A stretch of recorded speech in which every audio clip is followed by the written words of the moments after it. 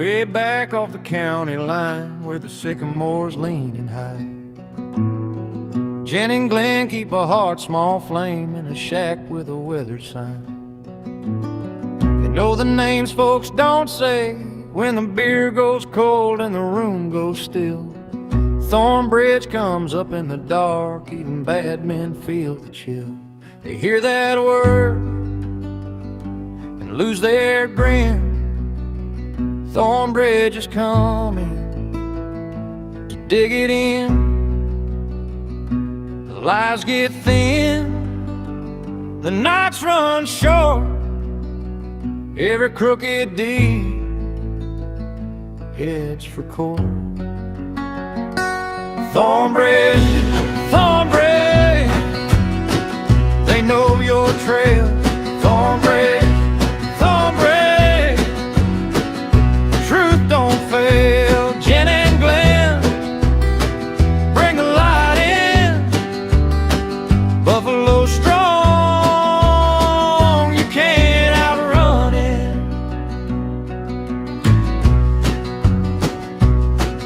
There's a buffalo badge on the door, paint chipped on the soil bowl, like a warning to the wicked ones that the hills keep score. Old trucks roll by in the rain with their radios turned way down low, 'cause once the Thornbridge name gets spread, folks start letting secrets go. They hear that word and lose their grin.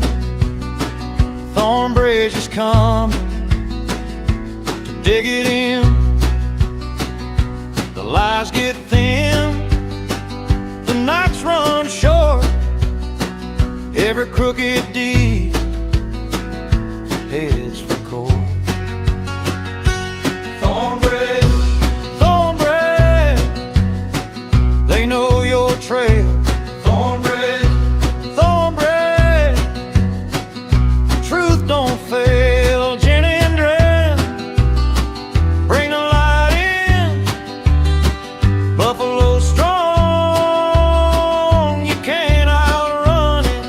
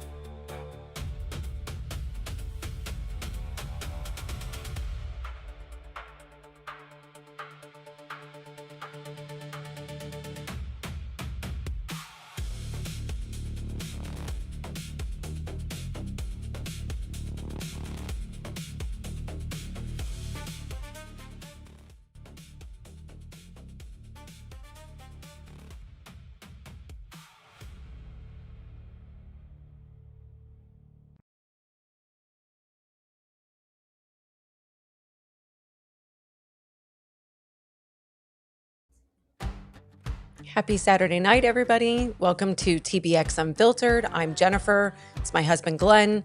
Tonight we have Dr. Heidi Sievers, who is a blood splatter forensic expert. And we are so excited to have her here to bring some clarification to what we see on Nancy Guthrie's front porch. So let's get started.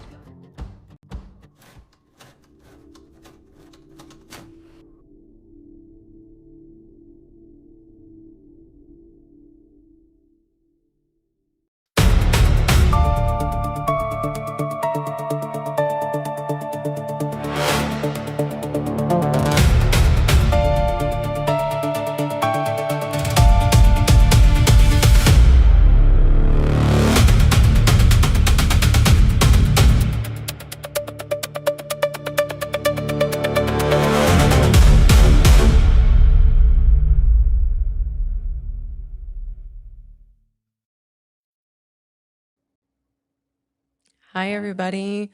We are so honored to have Dr. Heidi Sievers with us tonight. And I think Glenn has a little bit of an intro to show you all of Dr. Heidi Sievers. Yeah, we're going to get right to it tonight. Thank y'all for joining us. I know there's some football games on tonight, and Kansas City's one of them. But it's preseason, and you can always watch us on replay too. But we appreciate you being here tonight. And real quick, we're going to introduce Dr. Heidi Sievers to you through like a 2-minute clip. And after that, it's right to it.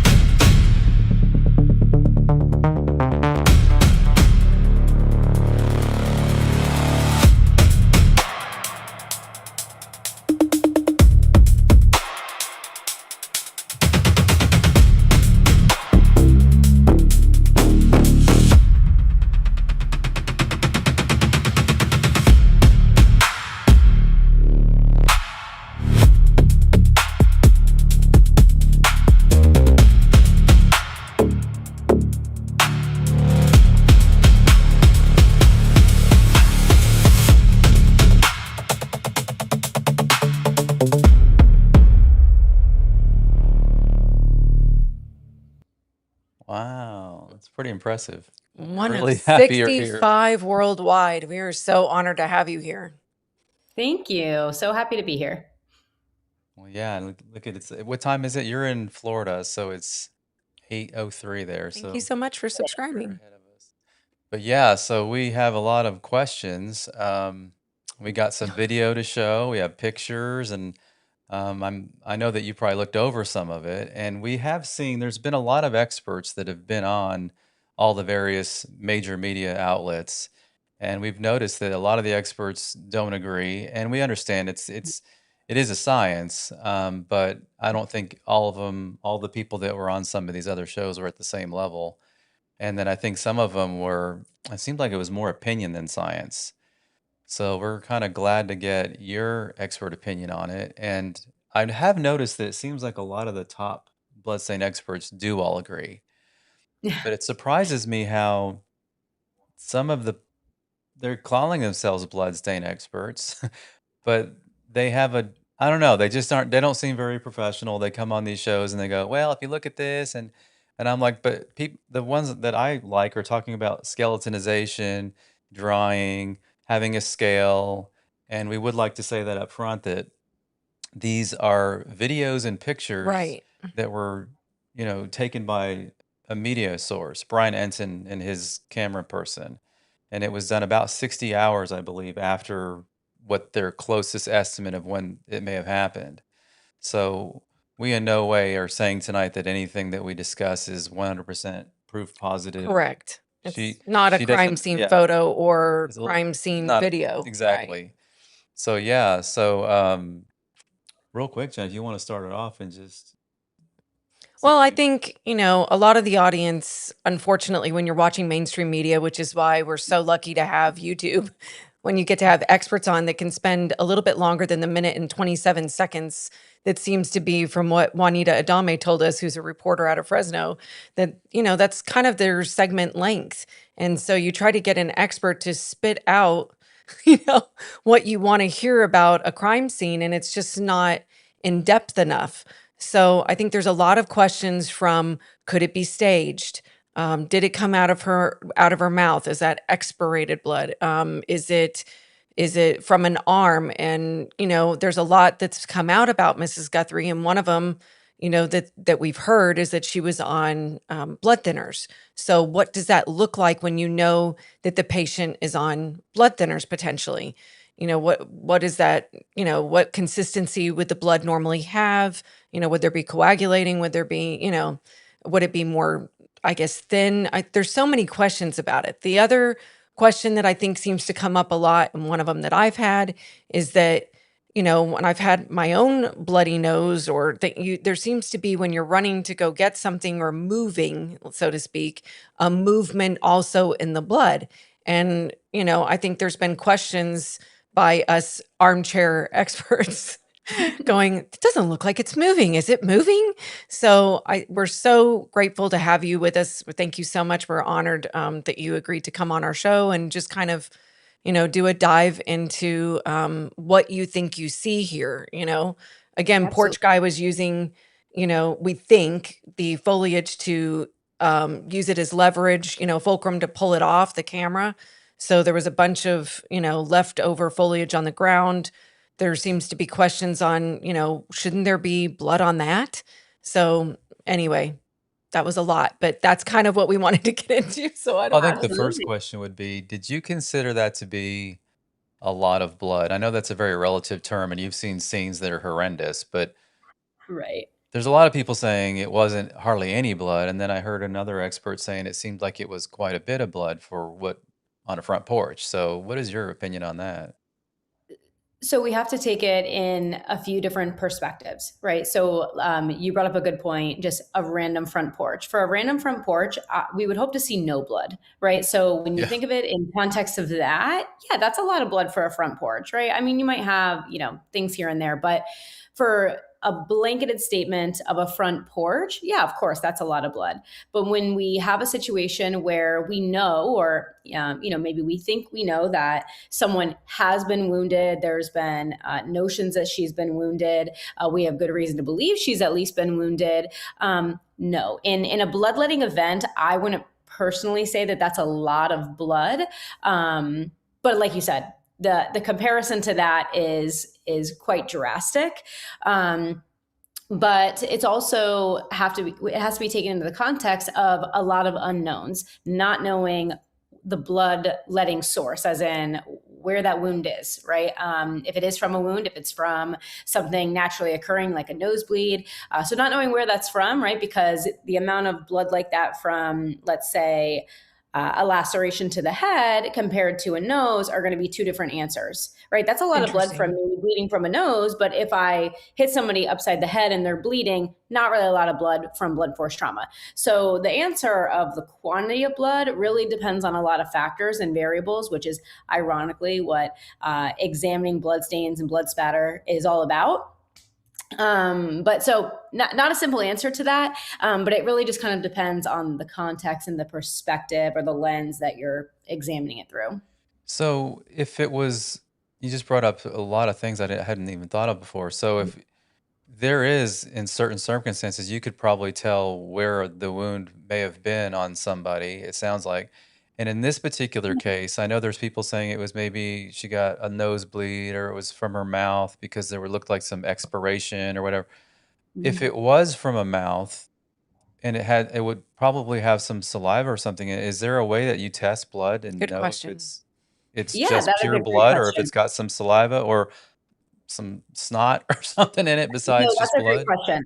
So I know we've talked kind of at length even before we got on here about objectivity. And so one thing we do is when we are looking at crime scene photos, which, I know that these are just from the media, but when we're looking at photos or videos or anything of bloodstain patterns, we look at the Thank five you. criteria model first. And that's looking at size, shape, distribution, appearance, and location.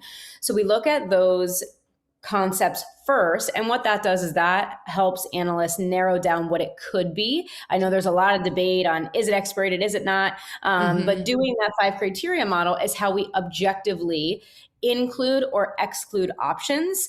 And then, when you have certain limitations, like it not being a crime scene photo, right, that may cause you to include more things than you can exclude, which is just, the nature of the beast sometimes.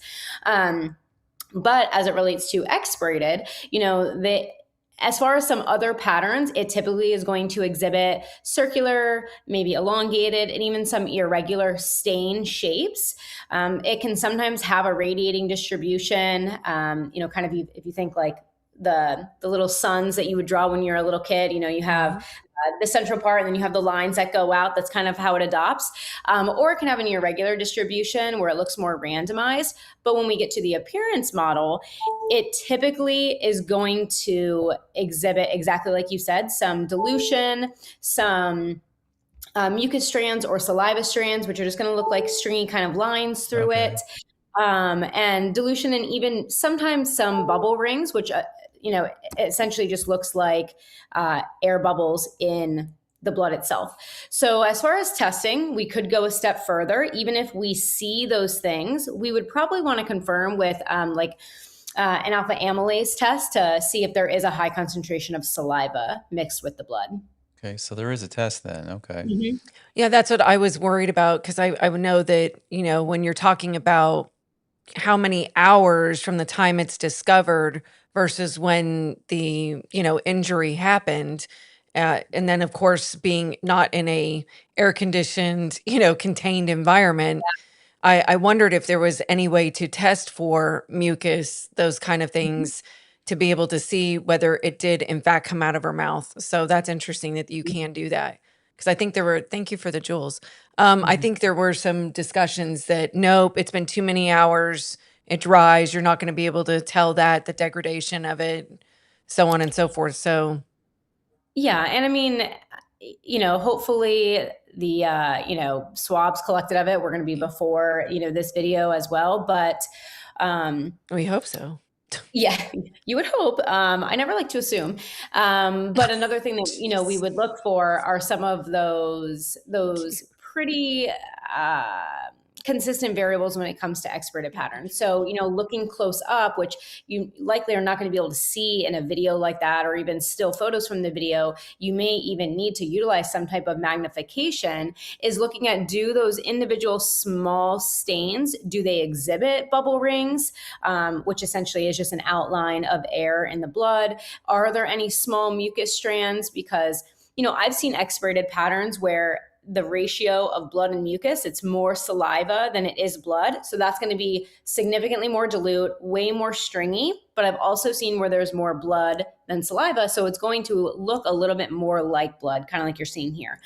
So those would be some things that you would want to look for. You also could sometimes see small clots in expirated patterns because saliva, in quite a few studies, it's been found to cause blood to clot quicker as sort of a catalyst for clotting of blood. So those would be things on scene, or as an analyst looking at crime scene photos, we would want to look for. That would be the objective criteria that would lead us to include an expirated pattern or an expirated mechanism.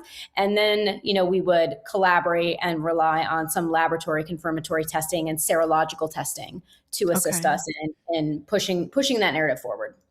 If you look at these actual blood drops, I don't really want to zoom in too much further. They get kind of, well, actually it does kind of work. It's pretty You good. can see a lot of them. I guess, I don't know what you call it when the middle is missing. Is it like, I heard skeletonized or something? So skeletonized is the prior terminology. Currently, the standard for terminology is known as the ASB, which is the board that I sit on, Tech Report 033. That's the current version. It's in the process of being updated, but as of right now, we follow 033. And skeletonized stain has actually been replaced with perimeter stain. Arguably, skeletonized is a cooler name, I will say. But yeah, that's the prior term. It's just been replaced with the term perimeter, but same thing. Well, when you're looking at these, And I'm assuming that I don't know how you do it. I'm assuming you have some sort of a swab that you take the samples to make sure for DNA and blood Mhm. typing or whatever. So I'm looking around this, and what struck me is I don't know if I can find them now, but there's a lot where you can see that the middles are gone, and Mhm. maybe it was the perimeter staining or whatever you call it. But like if you look in the grout, it doesn't even look Mhm. like they sampled those. How do we know this is all one person's blood? Is it typical that you would go in and sample every drop, or do you just kind of assume? That's a great question. So a lot of that depends on mechanism. That is a good So question. So for example, let's say, and I don't want to derail too much, but as an example, let's say I have an impact pattern from someone being shot, right, in a home, and I have an impact pattern on the wall. I really only need to swab a couple stains from there because based on the mechanism, that's coming from the bullet exiting the body and Okay. pushing that blood out to your target surface. So I know that all of those stains are from one mechanism, right? So it gets a little bit squirrely when you get to something like this, right? So yes, the passive stains, those circular ones that appear to have some perimeter staining, we could have two things going on here. Some could be a result of them attempting to swab, but there also could be, and what some of them look to me is just a perimeter stain or a displaced center. Could have been based on the target surface, this type of tile that's outside. It could be based on the humidity or the weather conditions. And that blood essentially starts to flake off. You see that a lot with vinyl flooring or Yeah. laminate flooring as well. And it just starts to flake off and now it's gone. And maybe it's pushed by the wind. Maybe it's from people walking on top of it. And you start to see it flake and those centers will then kind of displace. So it could be a mix of the two. But to your point about swabbing every stain, that's kind of a blanketed statement us analysts put in our reports is that it's not possible nor practical to swab every single stain. Now there are some caveats to that, right? So yes, the drip patterns, the drip stains, those circular stains there, those all show the same mechanism. But there's no rule, right? I always say there's no crime scene rule that only one person can bleed at a time. So, especially when you don't have a victim present, right? We know that we have a victim, Right. That's the but we point. don't Yeah. have her, right? So, and that kind of goes back to, is this expirated? Is it not? One of the things we would look for is, does she have evidence of a mechanism that could create it? Is there evidence of blood in the mouth? Is there a wound in the mouth or in, the airway or anything like that, in the nose even? Do we have something like that? We don't have her to compare that to. So that brings another level of difficulty. And same thing with those drops of blood, right? So, and this is kind of where people get tunnel vision sometimes, even in when you do have a victim, it's saying, oh, this is all the same mechanism. It has to be the same source. And that's not necessarily true, right? There's no rule or governing law in crime scene and forensics that, or even criminal activity that says you can only have one person bleeding at a time. So to answer that, my approach is you want to keep it into sections that you can justifiably say are probably from the same source. Now, you're not going to swab every single individual stain, but in a grouping like this where it's kind of irregular distributions of multiple drip stains, and then eventually it does turn into a trail, like that trail could be one swab, but you would want to sample the distinct sections here to really make sure that you are covering your bases and getting a holistic picture of the reconstruction. I think for me, it was a little, I had some question marks because that one distinct mark looks almost like a Under Armour or something like symbol, Oh, like pattern, like from a bottom of a shoe. And again, mhm.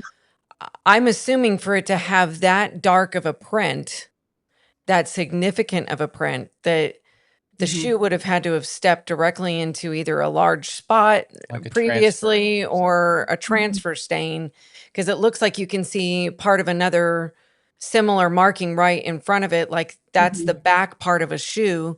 So I'm Right. like, but it doesn't look like it's been swabbed. And to me, I thought, So this is where we huh, get into what do you think? Because you're right. Yeah. educating us a lot, and it's blowing my mind some of the stuff I'm thinking about now. But I know, but what do you think about that? yeah, what do you think about, well, let's back up. Besides the footprint, when you look at what everybody is calling the expirated blood, and when I say everyone, I should Mhm. say that that's a general statement. a lot of Right. people have assumed that that's what that is. What do you think it is? So, so it's always hard to review things like this, right? So, like a still from a video, the video itself, when reviewing the video, I was like, please just stay still, when he's moving the Yeah. camera. But I don't Monday morning quarterback, but yeah. So what I can see from this and what I would be more interested in looking at from an actual crime scene photo perspective is the directionality of those smaller stains. So everything circular that you see there is going to be passive. Those are going to be your Do you drip have a better stains. picture? You'll notice that some of those drip stains, the individual circular stains there, they have almost a smaller miniature version of themselves right next to it. That's known as an accompanying drop. So essentially what's happening there, the blood impacts the surface and you can actually see it in the grout right there. Do you see that Okay. one? Yeah, kind of just above your heads. I don't know if you can see it the way I do, or the Yes. one just next to that. Yeah, so just south of that mat, you can see where there's a larger drip stain and a smaller one next to it. That's known as an accompanying drop. I like to refer to it as a blood buddy, but essentially what happens is the blood strikes the target surface and then a smaller drop of blood comes out of that. It's almost like a preservation technique for the blood to stay together. So it has to kick out the excess. So I'm seeing some of that, but all of those circular stains are passive, right? They're falling due to gravity, and a scale, I know we mentioned that would be really helpful to know relative size, because the size of a resulting drip is directly related to the height in which it dropped from. The reason why that's important is I know some people have put out narratives like maybe she was crawling, maybe she's bending over. Well, that would be really helpful to know because as far as the size, because the higher it falls, the wider the diameter, right? So when it strikes the target surface, it spreads out. It may even look thinner because it's trying to preserve itself and spread out. The shorter you are to the target surface, it can stay intact and it will be a smaller resulting stain. It may even be darker in appearance or even have like a more of a three-dimensional effect to it. So those Yeah, are all if you things that look we at like to look for to kind of gauge how high that fell. because it looks like a saltillo type of tile, which is Mhm. known to have these wider grout lines. Right. So that's We those built homes. for a long So time, and Okay. these are pretty wide grout lines. And I think that is what some of the experts didn't understand that this is a pretty wide grout pattern. So Right. you're probably close to half an inch on those grout lines. So if you look at that one that you Okay. were talking about above my head, up the Yeah. middle of the grout line, Yeah. that's a little over half an inch. That's a pretty big drop, Right. I would think. Yeah. So you're saying Uh, that could be where it was probably lower to the ground or higher from the ground? yeah. So half an inch, we're looking at a little over 12 millimeters. With bloodstains, it's easier to, Yeah, oh yeah, yeah. to think about it that way. So yeah, so that's a pretty good size drop. So the larger they are, the higher that they've fallen. You also have to take into consideration her height and not knowing where the blood source is coming from, right? Okay. So, you certainly could get that from a standing height, especially depending on her height, right? She could be slightly bent over. Now, some of it she is going to was be a little 5'5". I know that. Okay, so she's my height. All right, yeah. So maybe a little bit less than standing, depending on where it is, right? I don't want to assume that it's on the top of her head. If it's on her mouth or her nose, it could be her Right. elbow. Right? I don't want to assume. But I think I read something where she's probably just inches above the I grout think or Jim Clementi Right. said that. Yeah. Okay, yeah. I know some people say like maybe she was laying down. That's not what these drip stains suggest.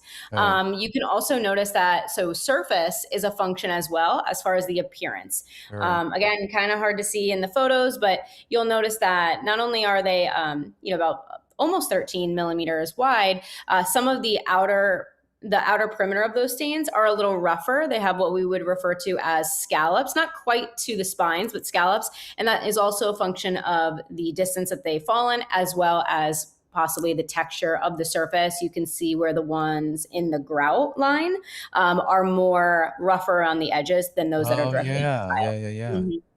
Yeah. Because grout is definitely a coarser surface than a smoother saltillo tile. I think you had like an image that was a little bit like from the mat. That one, yes.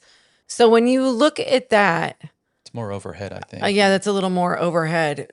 What do you think all the little splatters are then? Yeah, so the spatters that are there, one thing, and I think that's kind of where I started before I got my brain pinballs sometimes. So what That's I okay. noticed about what I notice about this is a few different things, and I would of course love in a perfect world to be able to look at the actual crime scene photos to really see what's going on here.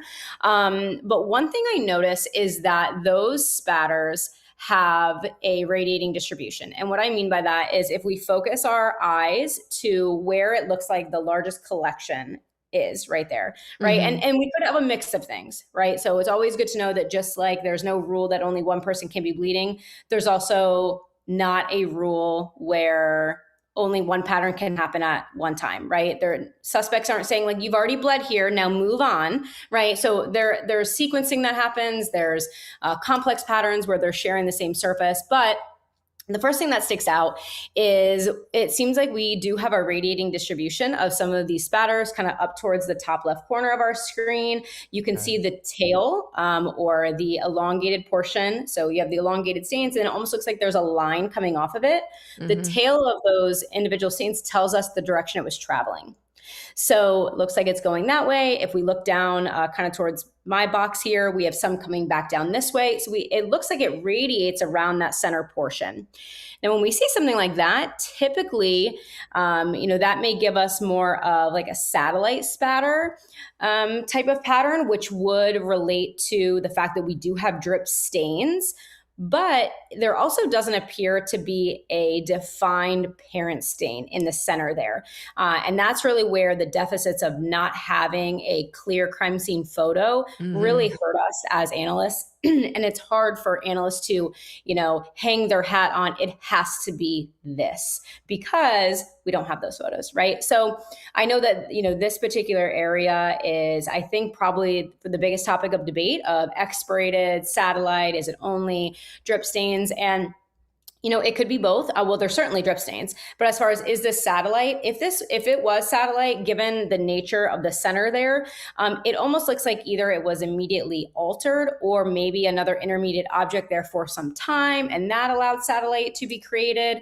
But it also appears that in the center mass there, there could be some diluted stains. It just from the photo and from the video, it's really hard to tell. But there certainly could be. And, that also could align with the fact that there's drip stains in the area. If she has blood in her mouth or her nose and it's also dripping off, it could be.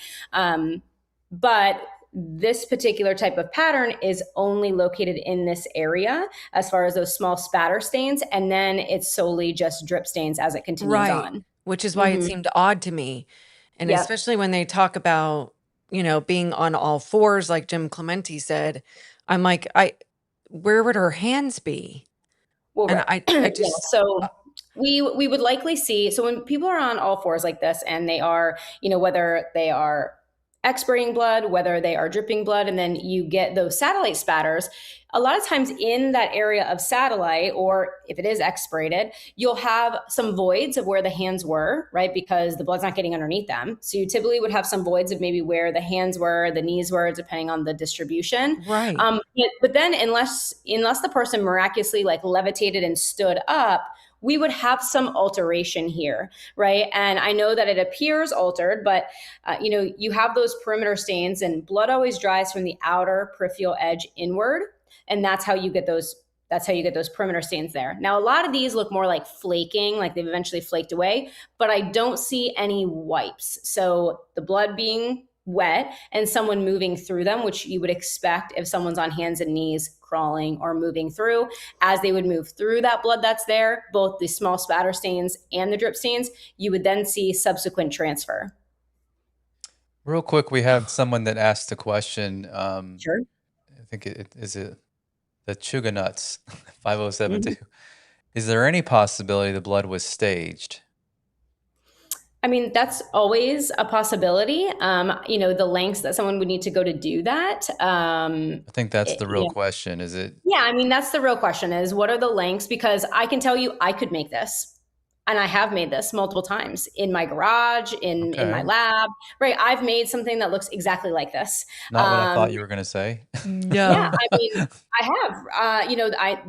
There's people watching right now that have taken my trainings, and they could probably tell you the same thing, that I have made this exact looking thing. When it gets, but then it gets to be, what's the true mechanism? If it is truly expirated, right, then that means that it has to have been blown out by On the airflow. video. So someone would need to put it in their mouth, right? That was Or my next question. Yeah, yeah. it would. Or mix it with saliva in their hand and create some type of spatter with it. Now, I think I saw maybe in a clip somewhere, if someone staged it, then, to have it drip like that, the easiest way would be with a pipette. I think I even saw a video of someone saying a turkey baster, which I guess, but a pipette is how I would make it. And what we would see here is, just dripping blood in one kind of concentrated area. It could be, a little bit of maybe kind of flicking it on the ground. So yeah, there's always a possibility to stage it. But the wherewithal to be able to do that would certainly require some knowledge of how to do that, right? Sure. Of how to make that happen. But yeah, I mean, I've made something that looks identical to this in my own, to either set up scenarios or in research. So can it be done? Of course, a lot of things can be done. But the wherewithal, the tools, the knowledge to be able to do that, then that's when we kind of start considering what is the plausibility of Who someone. would be the suspect that would know how to do that? I hope Yeah. Right. that the law enforcement knows who you are. Like if you ever get your home searched and they go in your garage. Oh, I've been stopped at the airport. I've been stopped at the airport many times. Because I use defibrinated sheep's blood. So when I travel, sometimes Oh, I have to bring it goodness. with me, or I bring bloody clothes if I'm doing trainings or things Oh, like that. And no. I actually travel with an OBTI test kit, which is a presumptive test for human blood, to show them this is not what you think it is. Yeah. So I've been stopped a couple times. Yeah. Now back to the I don't know what you call it, the expirated or whatever looking bloodstain. Is that a sneeze or a cough or something like that? I mean, what do you think on that? Yeah, I mean, it could be a sneeze, it could be a cough. Now, if that's what this is, and I hate to talk so. What else could it be? I mean, it could be satellite spatter, just based on the mechanism of the drip stains. It certainly could be satellite spatter. It's very concentrated in that area, though. But again, it's hard to see if maybe there were drip stains there that have been altered. So that's kind of hard to see just based on the photo, without a detailed photo and directly straight down. But so going with the theory that it is expirated, then it could be a cough, it could be a sneeze, it could even be a spit, if someone has blood in their mouth and they like that, it could. But because we don't see, at least from the footage and the photos on here, we don't see those long mucus strands, right? I don't even see very minimal mucus strands. So then that would need a significant amount of force to break those up, right? So I've created expirated patterns, and if I spit like that, but with not enough force, you have those mucus strands that are very visible. And I don't see those right away. There's some areas that maybe could be. Again, I'd need a better photo to really determine that. But yeah, there's certainly areas that could be, but it could be a sneeze, it could be a cough, it could be even spitting. We see that a lot. Like even if someone doesn't have a wound in their mouth or in their nose, if blood is getting into their mouth, I think everyone's natural reaction is to spit it out rather than to swallow it. But it's not a gunshot wound then, because first of all, it's on the floor, right? Right. So that kind of goes back to those individual spatter stains that have the directionality to them and kind of that radiating distribution. If you were to draw those back, it would suggest that she'd have to be almost on the ground for that to happen, which then kind of contradicts what we have here as far as the drip stains. And if someone's on the ground sustaining a gunshot wound, you would see a lot more blood than this. You would also see much more like pooling and transfer and things like that, especially at her age. She'd have to get up and we would see a totally different picture here. That's why I think it was confusing for me. Yeah, right there. So for her to be on all fours, Mm-hmm. I mean, you'd have to assume that she was coming in and outside of the door. Or The part unless that's really, yeah, I mean, the part that's really difficult as far as on the on all fours theory is, so what we see here with the drip stains is a collection of drip stains. There's also something that we refer to as a drip pattern. People might have termed it blood into blood, which is the old terminology. But a drip pattern is where blood falls passively into itself. It creates a larger parent stain, and then it creates that satellite on the outside of it. Now, if she was on all fours and she's bleeding, I would expect to see something like that because, again, she is older. I believe I read that she had some mobility issues in general. So there seems to be some deviance in movement of the blood source, even if it's just slightly. We're not seeing really blood dripping into itself, which would suggest a period of stagnancy. It would suggest someone standing still or kneeling still or whatever that may be, but the source of blood being in one position. We don't see that here. Now it doesn't appear to be running, right? But there's no parent stain of blood dripping into itself, suggesting that blood source was directly overhead for some period of time, which in the theory of being on all fours, if you're on all fours and you have blood and you're spitting or whatever it may be on the ground, we would expect to see that with the drip stains. That's why this is weird to me. I'm like, but you know what? How do you not step in it too? Well, we have the mat there, which I don't know if you know this, but this is obviously after the home was released back to the Guthrie family, and the mat is still there. So they came back a day or two later with the FBI. With the FBI, and they blocked the front off with the tent, and they did all this stuff. But I believe the mat is still there. Yeah, they left the mat. So my question is, the mat it's a black, porous, rough surface. Who knows what patterns are in there?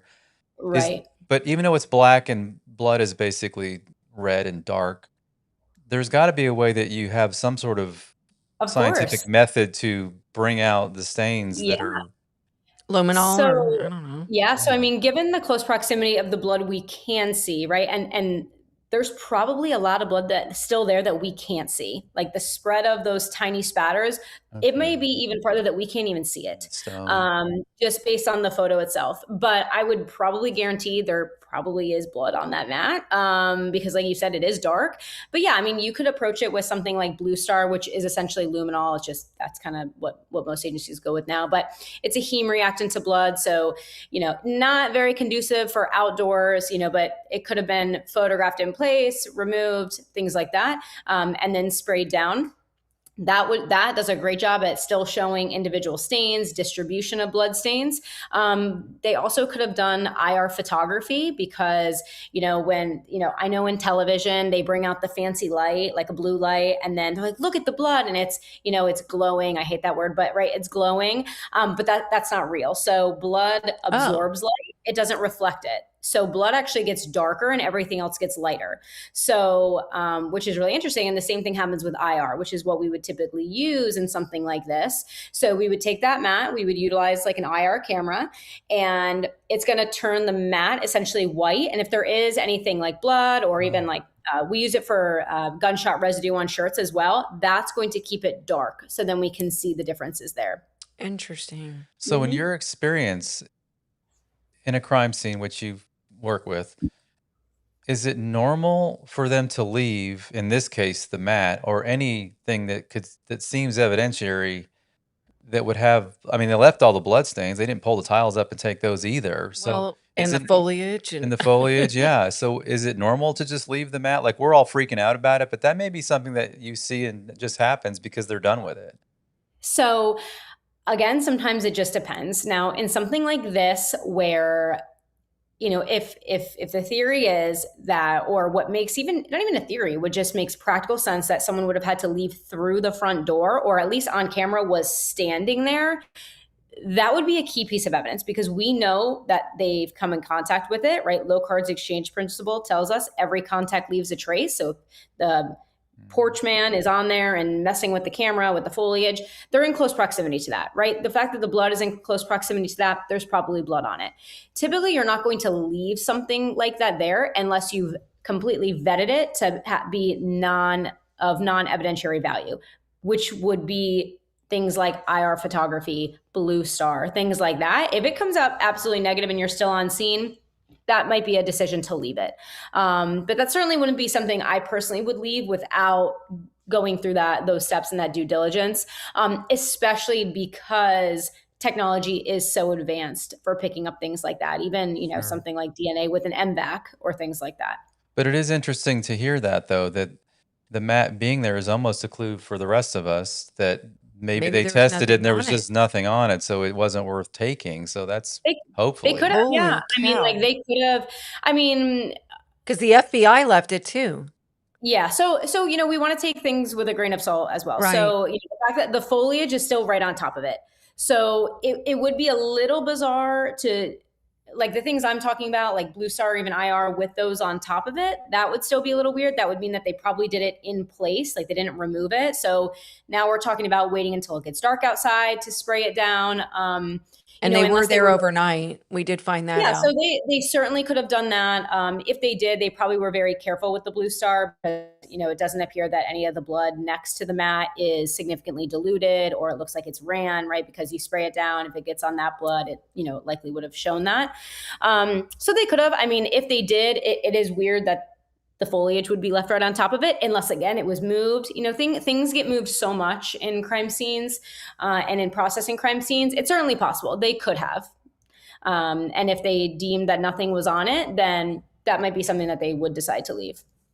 So I know that just so everybody knows, we sent her a bunch of videos, a bunch of pictures so that she could look at this a little bit ahead of time. So we're not showing her for the first time here. But what, in your experience, what do you think happened here?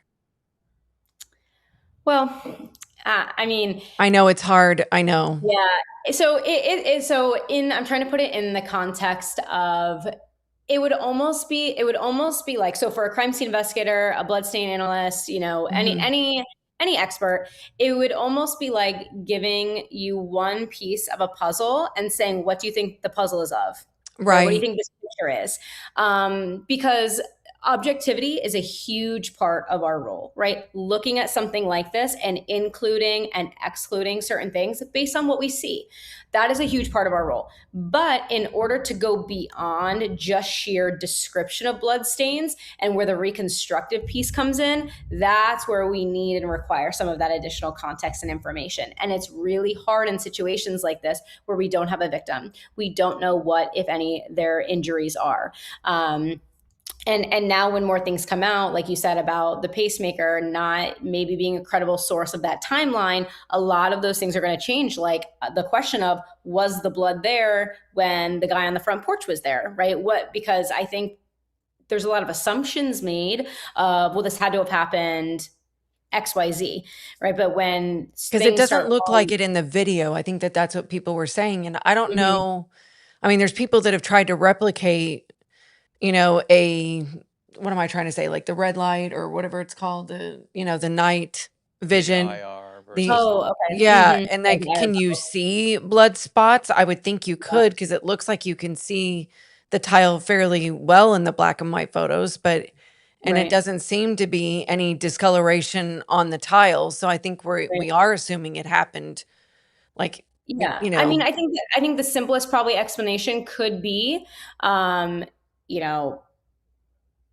blood from the mouth, blood from the nose, a cough, or even a very forceful spit of blood. But it would have been probably not quick, because there's no like evidence of running, but it would have been not to where she would have been stagnant in that area for a period of time, because again, we don't see the blood dripping on top of one another, right? And we also don't see a ton of drops of blood there, in my opinion, right? So I know. No, my son even said that, the firefighter. Yeah, it's not a lot of blood, right? So we don't see a lot of blood happening there, but so what about the corner of that tile up there to the right. Yeah, the top right of the screen. I don't know if that's blood or not, but it's not a drop, or maybe it hit the corner and did that. It's kind of got a rectangular shape to it. It could be a mix of things there. That looks more like a transfer of something just kind of hitting that corner there. Very bizarre, though, that not in the grout. So it could be just light pressure in making that transfer. But so really in the grand scheme of things, whether that is a function of blood dripping passively creating satellite spatter, or whether that is expirated on the ground, the only thing that really differs with that would be movement in that area, spitting, coughing, sneezing out blood, continuing to walk, or walking, pausing but not long enough to create blood on top of each other, and then continuing to walk. So it's a very similar series of events. The only thing that really differs is that mechanism of that area over there. And that's where I've had trouble just, being a layperson looking at this. I'm like, how is she walking? Sideways? Because if she Right. was walking forward, how is she not stepping in it? Well, and Mhm. what is It this just doesn't. this Yeah, one that little certainly could transfer be piece? footwear. It certainly could be footwear. Somebody I said know a tire. I think it was Monks that said he did a tire test on it, like from a dolly, like a mhm. hand truck, and he Yeah. thought that looked like a Mm. pattern that kind of matched it. But then there's other people that said Why is there just one? well, there's Yeah. other photos that almost look like you can see the back of a heel, like it may be a shoe. But I mean, I don't Yeah, like know a that. boot. Again, we don't know when that was made. Is it? Right. Yeah, It looks exactly. like And it I stepped think in fresh blood, though. I mean, I would think. yeah, it certainly would need to be, it certainly would need to be wet blood that's been, something's come in contact with it and then transferred. The weird part about that, though, and that's what also leads me to believe that maybe the mat has more than we think, it almost looks like in that area, there's not a clear disruption of blood that would cause that much blood to be transferred onto something. Right. Typically, if you have an area of blood, someone steps in it, and then they start to subsequently transfer blood elsewhere, you would see where they had initially stepped in the blood, right? I mean, unless you have just a Right. The massive source, yeah. pool, but we don't see that, right? We don't see a disrupted source that suggests that somebody stepped in it. So maybe it's the mat. It could be someone's shoes. It could be another object that was on that But porch then that it's is like, no where did longer it there. initiate? Like you said, and Right. it's in a weird direction. It's like, Yeah. even It if is it was very a hand truck, distinct. that's weird. I don't. Or maybe it Yeah. was I 6 mean, drops that got blended together when something touched it. yeah, and that would be pretty bizarre as well. To me, it looks more like transfer, because even with with there being drops, it doesn't appear that there's Round. because again, if those were drops kind of together, we would see more satellite spatter around them. I don't see that. Right. It's very clean around So it, yeah. And yeah, it's like, to me, it how would appears you to be a step in transfer. that? I mean, how would you? Are you stepping over? It's very, and there's no other. Can you zoom out a little bit so she can see? It's like there's. I mean, you see that the pattern almost continues, like one little piece of it, Mhm. moving this way. How am I trying to say Right. it? That Yeah, way. and it could be, and so like I said too, there could have been originally when all this happened more blood on this porch, as far as not on the actual porch, but intermediate objects, right? Maybe there were other things on the porch that these people had with them, and those were taken away as well that had blood on them. So that could be a source of some of these other patterns that don't necessarily seem to make sense. Like, a lot of it appears that there's a lot of satellite spatter in other areas, but not as many drip stains. So that could be a reason for that. It could be a reason why that particular stain, that is kind of the debate of, is it satellite? Is it expirated? Is it impact? It seems to be the biggest debate. Mhm. That could be why that looks a little disjointed. It also could be why the distribution of this entire bloodletting event doesn't look natural. It doesn't look like a natural way someone would navigate through. So all of those are possibilities. There could have been other things on this porch that acted as an intermediate object between blood and the ground. So that could be holding blood, because it might not even be a shoe, right? It could be the bottom of who knows what. Like they said, a tire. But I'm like, even if it was a tire, I don't understand where it originated from. How is it Yeah. just dropped And there? It just seems so strange. I Well, they don't. said her cane was left in the house. I thought one of Yeah. those hurricanes or whatever has that little Oh. foot on the oh end yeah, of the it, bottom. but Yeah. I I don't mean, know. I've seen transfer patterns like that from things like soda cans and bottoms of toolboxes and tools, and a lot of different things. And when it's not the entire item, it's very hard to figure out what those are. So I don't know. Oh, this person says, thank you so much for the super chat. So it's RH I designed. And she says, I think it's a she, I take blood thinners and I can bleed a lot. I have definitely seen a difference from a year ago with the spatter pattern. Okay, yeah. So I Blood don't, thinner, yeah. yeah, I mean, I don't know. I just know that my dad, when he cut his arm, he's on blood thinners. Mhm. I mean, his skin is thin.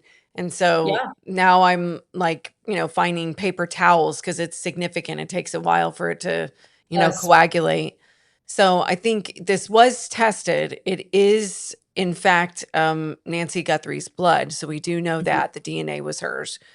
But I think the pattern right there has just confused me and many others as to how that could possibly be made. It's like if Yeah. they're holding that screen door open, which is heavy, it's a heavy, it's like,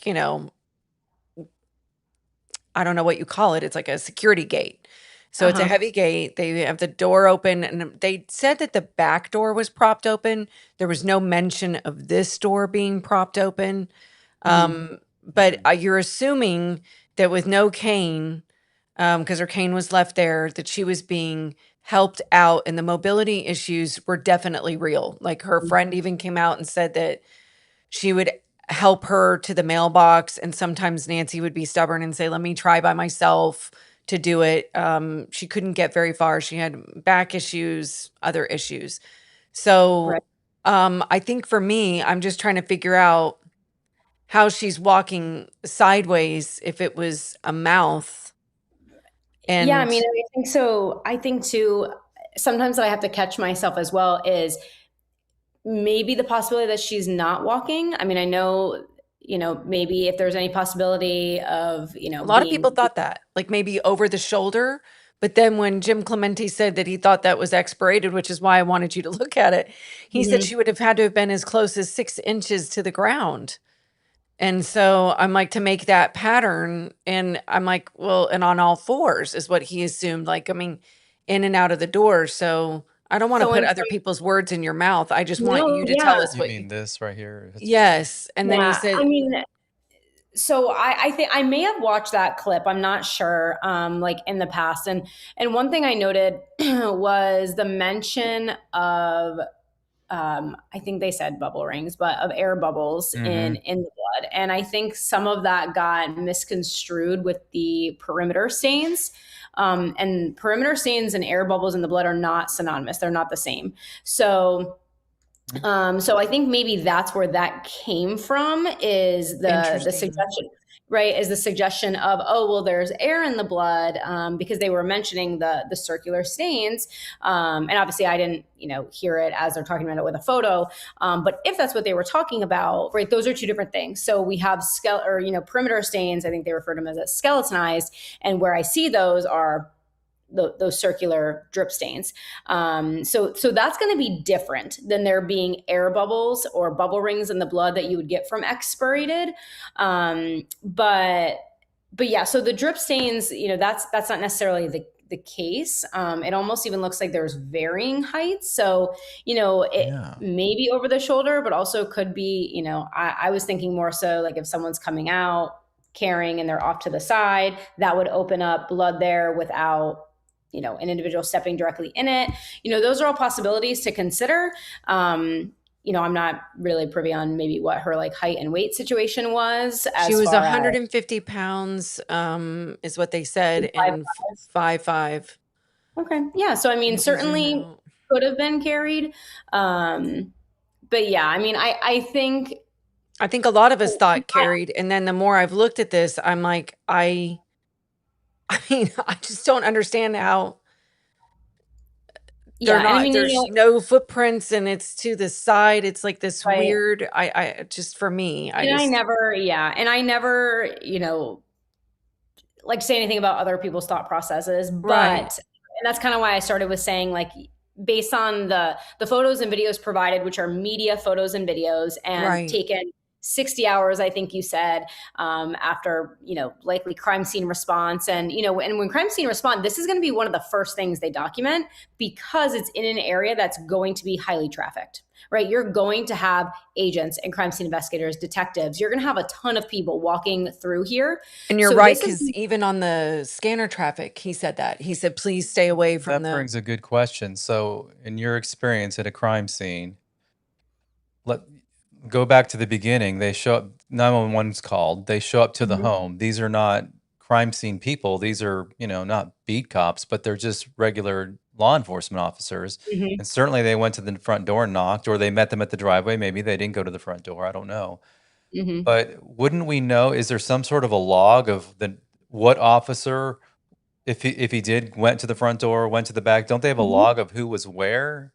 Yeah. And I don't know Normally? if this is an agency. Yeah. I mean, that would all be documented probably like in their CAD system of who responded at what time, and then What shoes supplemented they with have, officer reports. And then I don't know if this is an agency that has body worn camera, but even like comparing the body worn camera is something I would want to do in my analysis to say, how different does that porch look from when the first officer responded to when I'm looking at this right now? And even between Wow. crime scene photos, I have to do Yeah. that, right? Because sometimes crime scene is delayed, or, if there's a rush to provide, medical attention or something where they don't notice it right away, there could be a difference. So I review body worn camera as part of my analysis to say, are there any differences in maybe what this scene looked like before crime scene got there?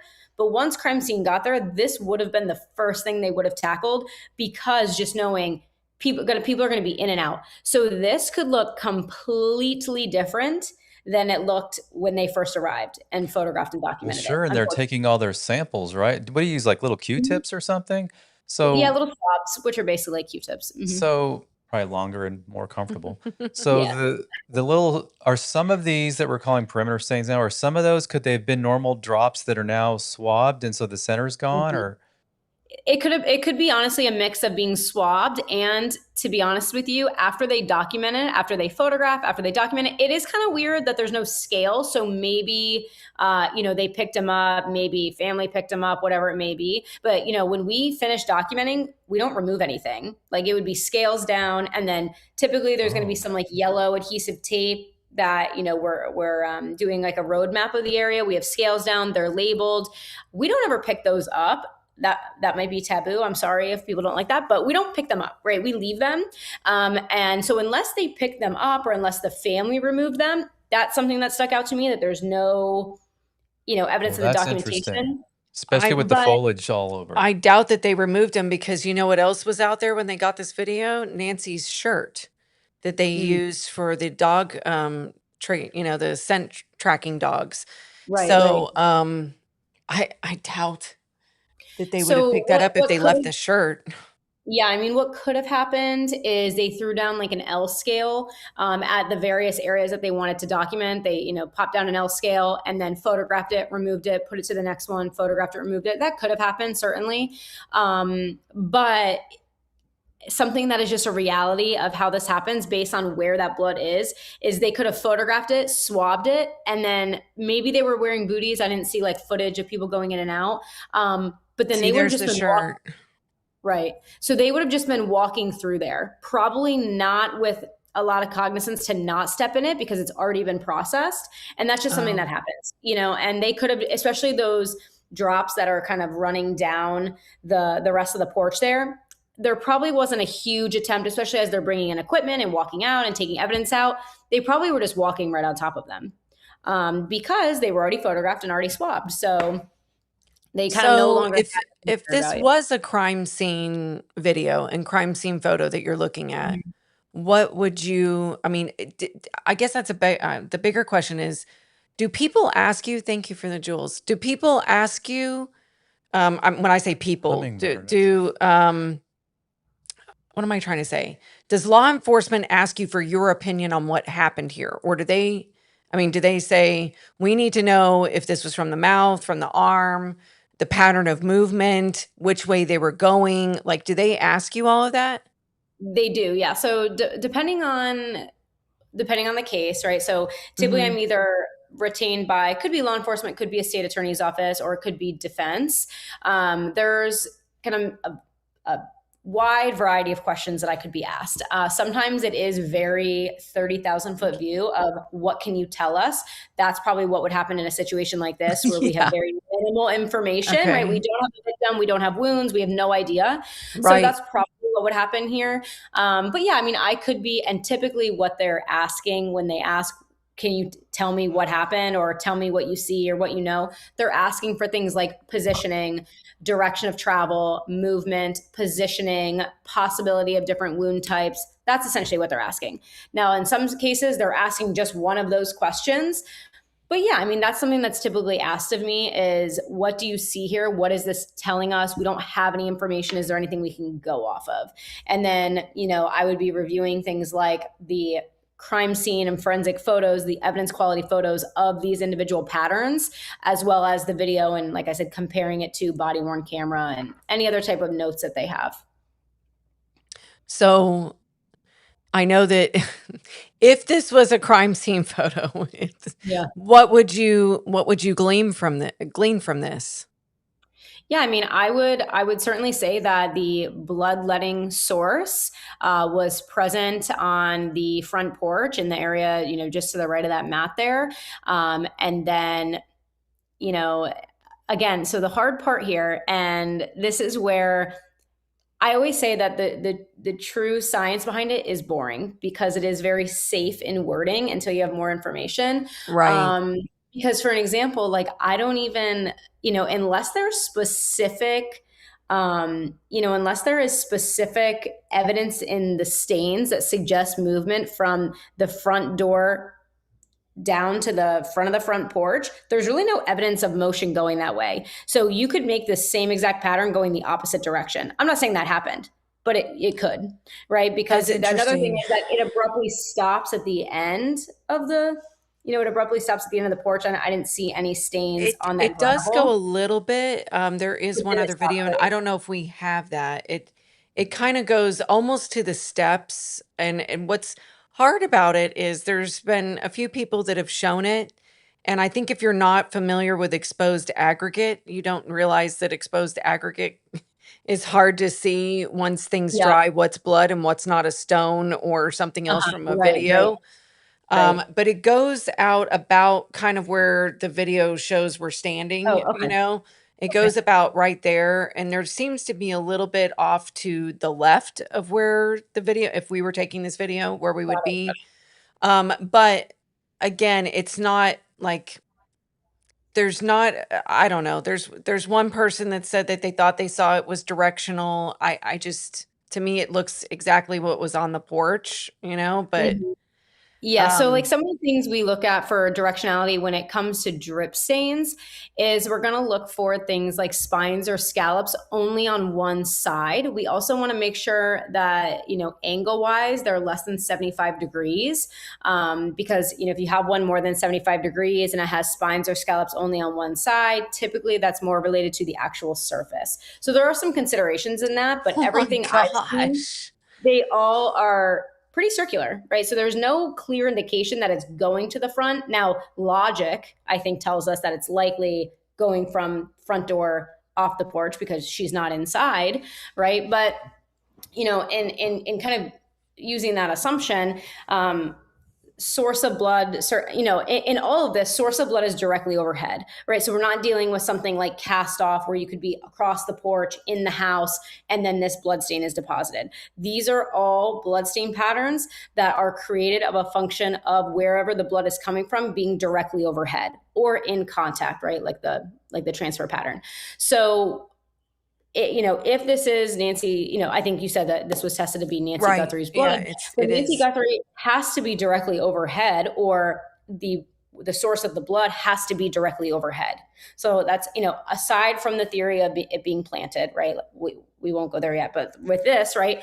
Then that means that the source of blood, whether that's, a wound to the hand, to the arm, to the face, to the mouth, it has to be directly overhead in these areas, which then brings into question is exactly like you said, how are we navigating? How is she navigating through here without significant significant disruption and subsequent transfer or wipes, and then subsequent to the wipes, swipes, and how is there not this kind of snowball of other bloodstain patterns here? It almost looks too perfect.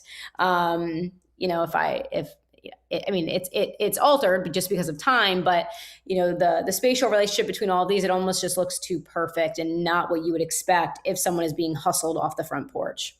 That's what and if you have somebody over your shoulder, that it almost looks like you're holding, They'd be spitting on their back. like, that's what I'm getting at.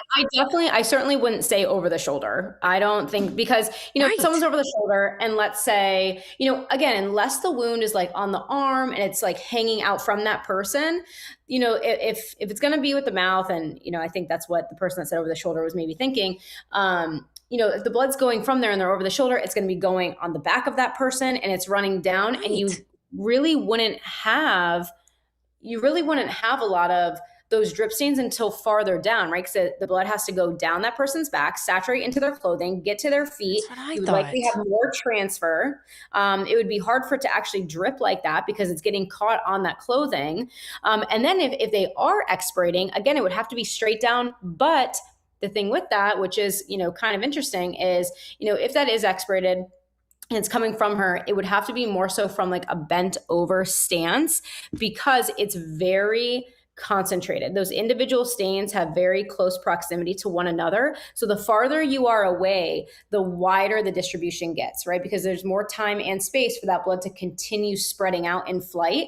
But you don't really have that here, right? It's fairly concentrated.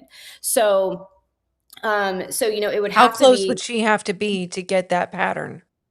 I mean, that's not really something you can give like a definitive statement to. But again, I think based on this photo, there could be multiple things going on here. There could be an underlying transfer, and that makes the spatters on top look more concentrated, right? It's hard to really discern that from the photo just because the still of the video is blurry. And it's really the directionality of this blood is all, if you look at it, it's all going towards almost like the bottom of this screen. That's what's blowing my mind. Yeah, it looks like it was coming towards the bottom of the screen, but yet that her head would have to have been on the other side towards the stone in the window. Right. So when you think about that, right? So to the point of, okay, well, if it's going in that directionality, right, and it appears that it's traveling almost tangential to the surface, and actually, that's why I almost, when I first looked at it, I thought that maybe there was like an intermediate object there somewhere that had since been moved, and that could have been blood dripping on top of it. And then that, takes really the form of satellite spatter coming off of it. But we don't see that drip pattern because it could have been on something that's moved, right? So that is a definite high. That's certainly a possibility that I've seen multiple times. I have a pattern that looks like spatter, and we're like, oh my gosh, is it impact? That person's head would have had to been there, but where is the contact of where their head would be? And come to find out, it's really just satellite, and that item has been moved. So that is a possibility.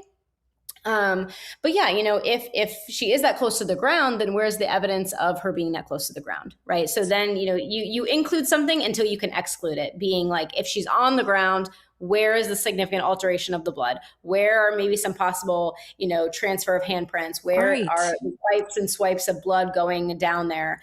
If it was me, I really would probably say that there was likely more to this porch before this video. I certainly think there was, and I'm not saying blood that's been like, swabbed and removed, but there could have been other items, or even before law enforcement got there, there was more to this porch before even law enforcement got there. So when that happens, it's very frustrating for us, but we're just missing pieces of the puzzle. Now, Ashley Banfield had a source that she says was an inside source. I think she's kind of implied that it's potentially somebody that was at the scene at the time that law enforcement was called, and said that the pattern on the exterior matches a pattern on the interior of that doorway. Okay. And that also was confusing to me. Like, how would it be the same pattern? I'm and not stepped in again. I'm so confused by this. Yeah. I So had that's I hard. choked on a piece of steak, Uh-huh. and Glenn didn't know I was choking. He couldn't figure out what was going on. It was like this chaotic situation. My son was in the kitchen. So why are you sticking your fingers down your throat? You would think that people would realize what's happening, You but it were was doing the like, universal. well, I was trying to save my own life at that point. I had, it's like the fajita meat that has the string on it. So it was Mhm. like halfway in my mouth, halfway down my throat. I thought if I just grabbed it, then I could swallow, and my throat was closing up around it. It was like this horrible thing that was happening in like a matter of seconds. Well, I could feel the pressure building up in my face, and I knew I was about to pass out in about 2.2 Mhm. seconds. And luckily, Glenn threw down his plate, came over, gave me the Heimlich. It came out, but the minute he did it, my entire nose exploded, like just Yeah. exploded with blood. And Mhm. I mean, I'm standing there like going, "Huh," and then there was just blood everywhere. And I just thought, I'm not on blood thinners. I was holding like Right. my hands trying to grasp the amount of blood that was It's more going than on. that, is your point. It was a Mhm. lot. And Yeah. I'm trying to, and then the funny thing was the two of you going, "What happened? Are you choking? Why are you bleeding?" I'm like, I can't even breathe right now. But I'm Glad you made it. but again, yeah, thank you for Gotcha, saving my Mary. life. But again, I was stepping. There were smears. There was a lot of movement, even with me not being able to move real quickly because I just choked and almost lost my life. It was like, but there were smears, and I look at this and I'm going, I don't get it. Well, So yeah, I mean, and that's why I said like it almost looks too perfect because blood is messy. It just is, yeah, and there does are this a look lot like of somebody on blood thinners? She I just is don't in a think it looks like a circle. lot of blood, to be honest with you, at all. But so the matching pattern on the inside is very interesting to me because one, you always want to approach with caution because there are a lot of patterns that can look very similar to one another. Yeah, not Without experts. Yeah. they can look very, very similar. Like impact, satellite spatter, and even expirated sometimes can look almost identical. Those three are commonly confused for one another. And that's just on plain white paper comparing them, not taking into consideration inside versus outside, different surfaces, right? So there are patterns that can look very similar. But if there is a matching pattern on the inside of that door, then we know that the blood bearing would have already, or the bloodletting event would have already been happening inside that door. So then Right. that calls into question, where's the blood on the threshold of the door? And then that would make me even more concerned on why the mat is still there. Because then we don't just, unless there's an intermediate object stopping that from happening, right, then it would cause me to really question where's the blood on the threshold of the door and things like that. Well, you're not the first one to recognize that. There was another blood splatter expert that was on Fox, and she specifically said that. She said, I Mhm. think it happened right there because we don't see any blood on the threshold. And when, like you said, if it happened on the inside, and again, I'm sorry, I'm like shooting a bunch of questions to you at once. I'm going off of Glenn got bopped in the nose. We had Mhm. horses in Texas, and one of our studs, we were walking him, or he was walking him from the barn, and I had the kids, like, I can hear screaming from the garage. I go, what happened? And they're like, Dad's bleeding. I think he broke his nose. I'm like, what happened? The horse turned his head abruptly and just whacked him right in the face. I know And what I'm doing. Okay. yeah, no, you do. It was a totally freak accident. Got out to the end of the barn and there was a mare out across the fence that wasn't supposed to be there. And I had a stallion in my hand and he just went, who's that? Smack. Well, there was a lot of blood. Again, not on blood thinners, a lot of blood. And Mhm. and I'm going off of, my experience, his experience, and even if that's not expirated, then I'm also going to go with what happened with my dad and my stepmom being like, "Do you have a paper towel?" All he did was bump his arm Mhm. into, a counter, and we're talking a paper towel that we're having to double Right. up, double up. It was a lot more than that. And Mhm. my son that's an EMT that was like, fine, mom, I'll look at the blood. Tell me what you want me to look at. Cause he's not as interested Yeah. in this case as I am. And he looked at it and he goes, well, that's not a mortal wound. I can tell you that Yeah. right now. And it looks like she may have had blood in her mouth. He goes, but again, he goes, this is weird. Why? I don't understand. He kept looking at it and saying, I don't understand. Like what? There's no footprints. There's no, it just, Yeah, it it just looks seemed too strange to perfect. a lot of us. Yeah. It's like too pristine, too perfect. And, it could be, and part of that could be because, like I said, there were other things on the porch before, Yeah. before Tarps, this blankets, happened. towels. Oh. Like, I mean, there could be other things that we're not seeing. And that is typically what happens when you have a pattern like the one that we've been discussing that doesn't really make sense. When directionality doesn't make sense, when, maybe the positioning someone would have to be doesn't make sense.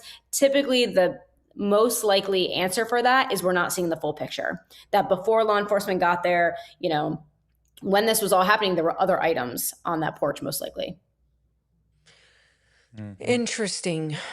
Man, I'm learning. There has been a concern that maybe he had a tarp with him, but even with a tarp, I'm trying to figure out how you get blood splatter inside her body. Logically, I'm trying to figure this out. If there was something there, I think we would see even fabric smears or something. And again, how would if the tarp was put there, I would think the purpose would be to contain the blood, right? Or yeah, you would think. And I'm looking at this because, you see majority of it almost. Do you want him to tell him if you want a different photo? Oh yeah, if you can go to that one. So if you look at all of those small stains, right? And we have a little bit, I'm like thinking I'm on Zoom where you can see my cursor, but the large collection in the center there. Right. That's a little different. I think there's probably just multiple things happening there. And without, crime scene photo, it's kind of hard to tell what. But that just looks like it's a complex pattern of multiple things happening. But when you look at all of those other stains surrounding there, they all appear that they're going in an upward directionality, which would kind of draw you in down past. So when we see stains like this that have directionality, one thing they can do is they can tell us where it converges, and then theoretically you could mathematically calculate how far away. So you really could know exactly how high they came from, in a sense. So depending on what they were. You can retrace at least the convergence on a two-dimensional location of where those were from. And looking at this, it would actually draw us likely probably almost out of frame of this. So then that kind of goes towards the mat, right? Or no, right. Which way is this I think if I'm orienting myself correctly, yeah. Hold on, let's see. Maybe a little towards the front of the mat, like. Yeah, I'm trying to map it with that little. See if we can do it on the video. Yeah, let's see if we can. Oh yeah, yep. So towards like the front of the mat, it looks like. It's like to the right of the mat, like in front of the doorbell, where it would be. All right. So I see what you're saying. There's kind of a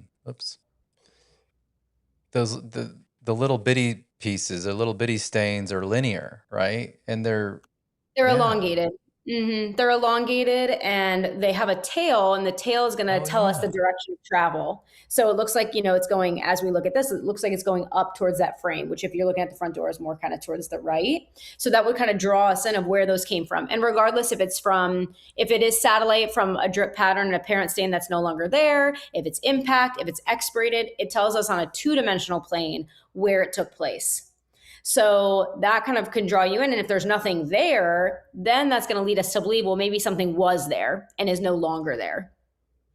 So that's kind of my thought process. Based on the little stains, to clear my brain, I can see like the tails are at the bottom. It gets wider as it goes up, correct? Are you saying the overall pattern like this? No, if you take one little stain, and any of them. Well, I wish you could see your cursor. You can find any of them that have like a bigger top than bottom. The top is what's wider, right? So towards the bottom here, it looks like we have a few going back this way, but that's what I'm noticing too. Yeah, towards the top, they look like they're going in the opposite direction. So it looks like we actually have two different things here, and that could be a function of a lot of things. So how is that? Okay, yeah. Tell us we could have like blood being flung, that's going to cause multiple directionalities. That can happen. That's a good question. Yeah. So you could have things like we see that with cast off sometimes, like, going in multiple directions. So you could have that here. You could have multiple directions based on that. If you go up towards the top of the pattern, it almost looks like we have tails going upward as well. Yeah. So yeah, so it could be there could be two things that happen. We could have just two different things going on. But that would tell us at least two-dimensionally, you could essentially take this pattern. You could separate the stains that are going in one direction compared to the other, right? And then you could essentially draw convergence lines for both sets to figure out where they would have originated on a two-dimensional plane. Not the height, but at least the location. But does this look like a normal? I mean, I know you said you've created stains like this, but does this look like a normal pattern you would see? It's definitely complex, and it appears to me like something that is missing the rest of it. And I know that kind of sounds weird, but it just doesn't appear to be the whole picture, because if you follow the ones that you were noting, like have the wider top and the tail pointing down this way, if you follow those up, there's nothing there, right? If you follow the other ones going down, there's nothing there. So, right. If turkey baster. Yeah, I mean, like let's say a few different things. Like let's say it's a function of impact, right? Well, then if that's coming from there, we would have some evidence that someone is bleeding or, resting right there, being impacted. If it's expirated and we draw it that way, someone would have to be in close proximity, not directly overhead, but they'd have to be, kind of towards the side, spitting, coughing blood to create that shape of the blood stain, right? And then where's the evidence of them in that area? And then if it's satellite and it's coming from blood impacting itself and small stains like that coming out of that, where is the large collection of apparent stain? So it's almost like regardless of what it is, we're missing the detail, the clues, if you will, of where it would have originated from. And I think that's really the biggest missing piece here that I haven't seen talked about a ton is the directionality of those small stains. I didn't And that's a notice it, so you huge part of pointed it. out. Yeah, that's a huge part of it, of not only identifying what it is, but also attempting to conceptualize the mechanism that could have created that. So Crime Crunchies is another channel that her name's Courtney, she runs. She's awesome. It's a Yeah. pretty big channel, and her question, and you can probably read it there, it says, could blood have dripped off something like the backpack that it was carrying? Because the backpack would be probably 3 feet off the ground anyway. Yeah, so that's a good question. And the answer is, so I know that I said like, oh, this isn't a lot of blood, but for it to be dripping off of an item, this is a pretty good amount of blood for it to be dripping off of an item. Because typically when we see so two different scenarios, right? If I'm bleeding and I'm actively bleeding, I have a replenishing blood source, right? It's going to keep bleeding until it eventually clots and stops. So it's going to keep bleeding and replenish that blood. But if you have blood on something, it would have to be significantly saturated with a ton of blood to continuously create all these drip stains down the front of the porch, which I know it's not a lot of blood when we think of someone bleeding. But transfer for it to be dripping off of an item, that's a decent amount of blood to be dripping off an item. Kind of Right. material. Even though it's a backpack, it's nylon. So it would it's have still to be like visible. something out of Clash of the Titans where they're carrying, Medusa's head or something in it. Yeah, right. I Yeah, had to use a different something that is- example so that we wouldn't think about something So it horrible. looks to you, Right. based on all that, to summarize that one pattern. I know you've got several patterns here, but the one that really kind of just freaks everybody out. We all know what blood drops are, but to hear the expiration thing and go, well, it must have been a mouth or a nose, because wounds don't do that. And now to hear that it's possible anyway, that if you're looking at it and the orientation that we're looking at it, there's some that seem like they were going up towards the 1 o'clock position and some that were going towards like the 8 o'clock position from the center. Yeah. So that blows my mind because I don't know how that happens. And if you look in both of those areas, right? So the 1 o'clock position being the square, the tile directly, up to the right, and the other one being directly down to the left. Those are really the one up to the right has what looks like no blood. It's the clean. one below that has very minimal blood.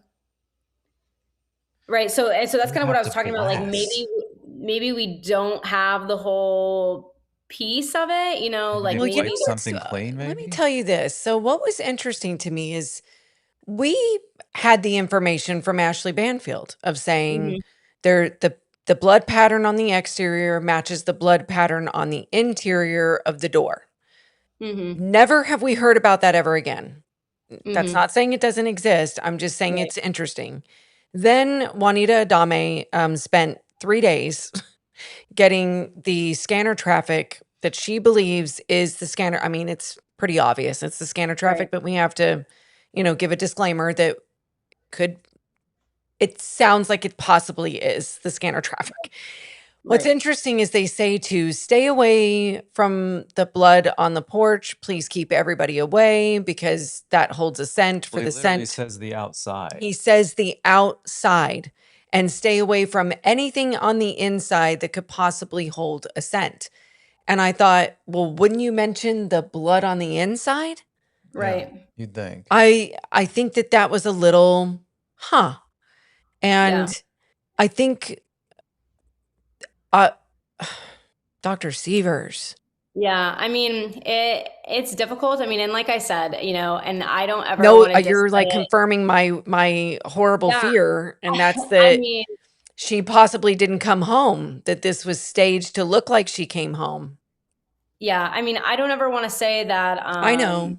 Yeah. Yeah, I mean, I don't ever want to like discredit anything that anyone does on scene, but again, it's very hard to say, and of course, without seeing it, that a pattern matches another pattern, because that could mean a few different things. It could mean, oh, this has elongated stains and this has elongated stains. That doesn't mean it's the same pattern, right? It could be that this pattern has little tiny stains and this pattern has little tiny stains. Could be totally different patterns, right? So there are patterns that are very similar looking to other patterns, and sometimes it's just a very small detail that separates them. So could it be the exact same pattern? Maybe. Could there maybe not be a blood stain pattern? Maybe. But also there's variables between inside and outside that are certainly different that could dictate how the patterns look. And I always say sometimes patterns masquerade as other patterns, and that could be what's happening. It could be it's difficult. I mean, for me, the fact that I think, and again, that's something I really haven't heard a lot of people talk about, is the directionality of those stains in multiple directions, which plays a vital role in figuring out the mechanism and location of where it would have to come from. I haven't heard that either. This is something that at the very beginning it was we were all curious about, is that the foliage, what he tried to get the camera off the wall with, is Mm-hmm. still there and it's on top of but winds come through there, who knows? Right. But does that tell you anything? That there's pictures, you can even see it from this picture, that there's some leaves, if you will, on top Yeah. of some of these blood drops. And they don't have blood on them, so it was after it was dry. That we can tell. I mean, Right. Yeah. So a few different things there. So that's something that we always look at, is sequencing of not just bloodstain patterns, but other events happening contemporaneous to the bloodletting events, or in close time frame to the bloodletting events.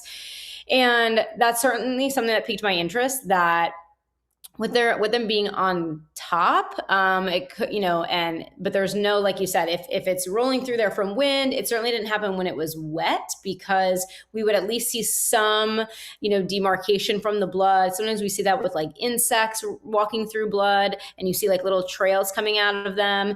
And even if the foliage is light and it's rolling through a wet blood stain, we would see at least a little linear line coming out of it. And we don't see that, at least, to what I've seen. So that would have to mean it happened when it was dry, whether it be placed on top, whether it be rolling through. That's a great picture. Yeah. So that's very interesting, right? Because it's not even BPA, right? It's just natural logistics and common sense and physical science, that if there's a right. blood stain underneath that small piece of foliage and there's no blood on top of it, Right. it wasn't there when the blood was deposited, right? So whether that means that small piece rolled onto the porch 60 hours later once it was dry, or whether it is a result of, porch man placing things there, but it certainly was not in that location when the blood was deposited. And I, to make a caveat, like if I was writing a report on this, I would have to say that for that specific piece, for the piece in the grout, anything that's interacting with blood, right? Because again, there's no rule that says foliage can't be there, and then later on you put something else or something else was there first that's not close to blood. Well, the But assumption is that the foliage was there before the blood because, I well, mean, I don't certainly think not you in have a those porch areas. guy video, but Well, it's a matter of Certainly not in fact. those areas. I can at least tell you that. Yeah, I mean, it doesn't from that it doesn't appear so. I know. Hold on. I think there's a better view of it. Well, the so light. and even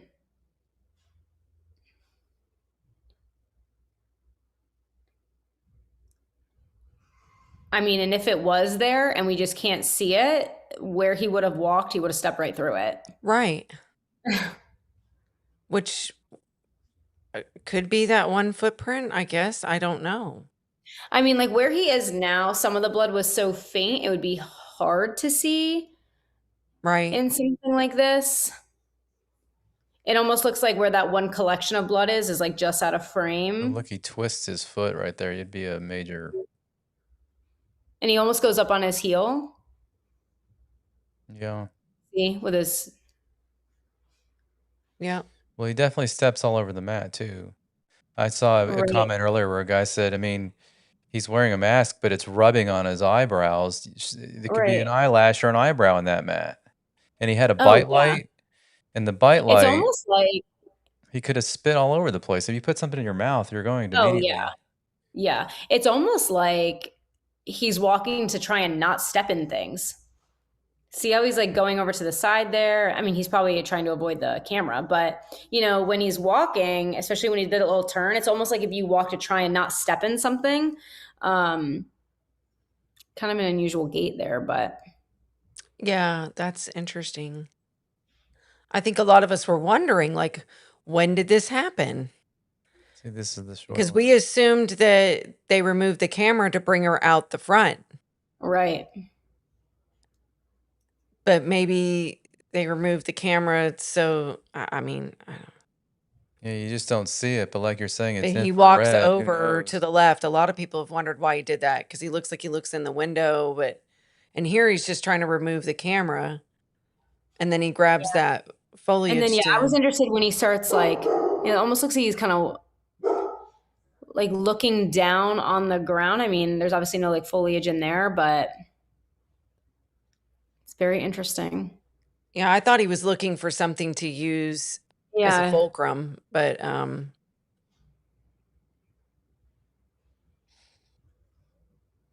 huh.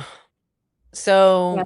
there's a chance it's staged, and there's See, there's a little blood on that leaf, I a think. chance that it's just Yeah. a lot of Maybe. missing parts. Well, and even actually, like, do you see the little blood stain just above it? It's Yeah, a what is transfer. that? That even could be like if that little leaf has blood on it, it could be if it was blowing, it touched liquid blood, and as it was blowing, it transferred. That could be what that is. So the leaves could have been there first, then the blood, then it blew around and did stuff. Yeah, could have. And I mean, and you know, just from the video, there But could wouldn't be the blood be on that we top of can't it? see. Yeah, I mean, like it could have blown, and we just can't see it, but you know, we just can't see. There might be a little bit of blood on that one as well in the grout, maybe. But again, it's really hard to see. I mean, that one on top of that blood stain certainly is not bloody on top, but is it bloody on the bottom? And maybe it like roll, you know, it blew and landed on it. Yeah, like we said, it's not, next day, photographs. Yeah. This is Well, I have the feeling that they know because whoever processed this scene could really zoom in, and they saw this a lot hours before this. So Oh, you'd yeah. think they would have some leaves that had some splatter on them, and they could probably Yeah, tell, good right? photos. Mhm. well, here's my Yeah, I other mean, 'cause- question. Have you ever heard of staged blood with saliva? no. I mean, that's a lot. Like a major stretch. That would be like I major mean, stuff. the logistics of that are insanity. Yeah. Right. And So it almost looks like, sorry, that foliage all the way at the top, it almost looks like the stem of that could have some small stains on it. Again, hard to see, but all the way up towards the door. Oh, Yeah. There's like one larger one that I see kind of halfway down the stem, maybe. But like that would be something as an investigator I would want to look at, right? So like if these stains are being created, you can see on the ground that it goes all the way to there. So then if that was there when it happened, right, then you would see the So blood. this is normal. You wouldn't collect those pieces and bag them and tag them? Well, I mean, I would, but I'm not sure what like their protocol is. But no, that would be something like a I car would. accident. I feel like this is a defense attorney's dream. Well, it's just Probably. a lot of people have kind of lost faith, that not so much in the Pima County Sheriff's Department as much as I think they arrived at the scene and had a preconceived notion of what it was. They were wrong. I think they pivoted pretty quickly though. But when they pivoted, they didn't call in the right people. We're finding out, for example, they assigned it to a first-time homicide detective. This is his first case. He's a seasoned veteran, but not for homicide, apparently. Yeah. And whether you're a detective in homicide, I think it would probably be a little different crime scene than looking through someone's mail to see what Well, they and then the stole. supervisor had only worked one case, but now they have somebody that's seasoned that they brought on, I think, to take it over just in the last month, is what we understand, is a new person is on the scene kind of from Pima County. But the FBI has been on it since apparently day 4, I guess, is what we understand. Yeah, I mean, that's a lot of pressure for, someone that has never had a homicide Absolutely. case, and now you're We're not given judging something him at all. that's so high profile. That's really just not fair. Well, that's and I why we know were like, why it's wouldn't they let the fair, but FBI in right away? yeah, And honestly, yeah, I don't know. Dr. Sievers, you have given us more information in the last hour and a half than, especially on the blood patterning, that There's I've not watched blood hours on of the doorstep, other Lori, people. But the benefit that we can to, see. we've talked about this in this last several episodes. Jennifer did a lot of research because I don't know if you know this, but I don't know about the Guthrie family, but Savannah specifically has come out and said that she wishes she calls them YouTubers or whatever. We call it member-supported programming. Thank you very much. Independent She didn't coverage. specifically say YouTubers. Well, She said whatever. anyone that's trying to, profit off of this disaster. And I agree with the sentiment that she's saying. But honestly, mainstream media, as Jennifer said earlier, they get a $1.27 to get your information out. We've been on an hour and a half, and we just sit there and talk through things and really delve in and figure things out. Not that this is it is an actual crime scene, but it's not in the quality that you would normally receive. First of all, you'd be there in person, and 3-dimensional boots on the ground is different. Pictures would be different. You'd have your scales. You'd have, if you were already brought in this late, you would have all the results of the testing and whatever, and their pictures. Right.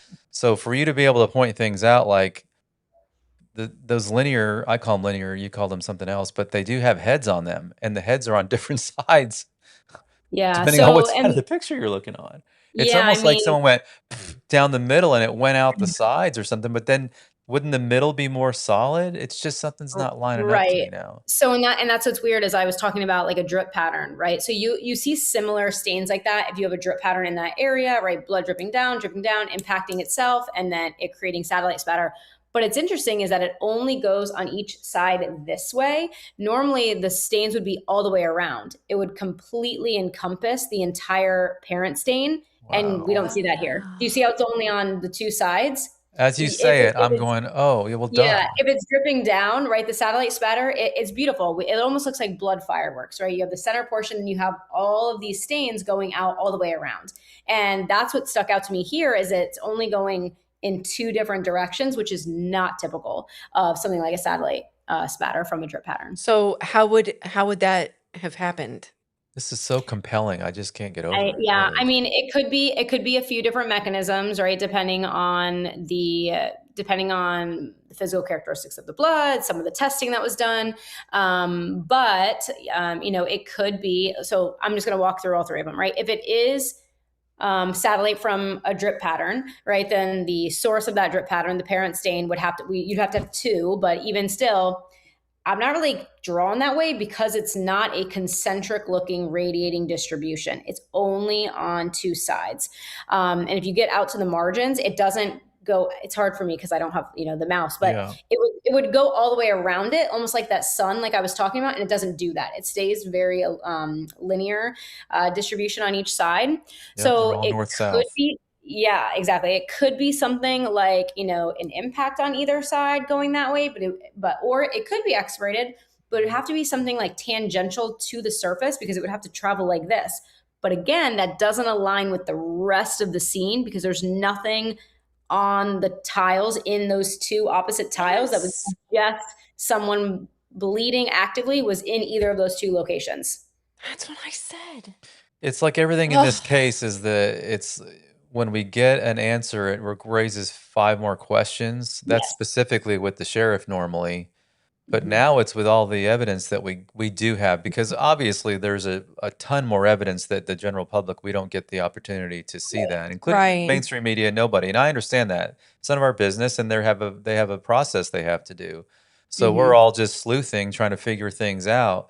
But this is the most compelling thing I think I've seen in a long Yeah, time. somebody said, what if she had her The face shape of covered with them. a bag, like, and coughed? But I'm like, I don't I know. mean, I'm just reading comments, like the yeah, yeah, people yeah. say.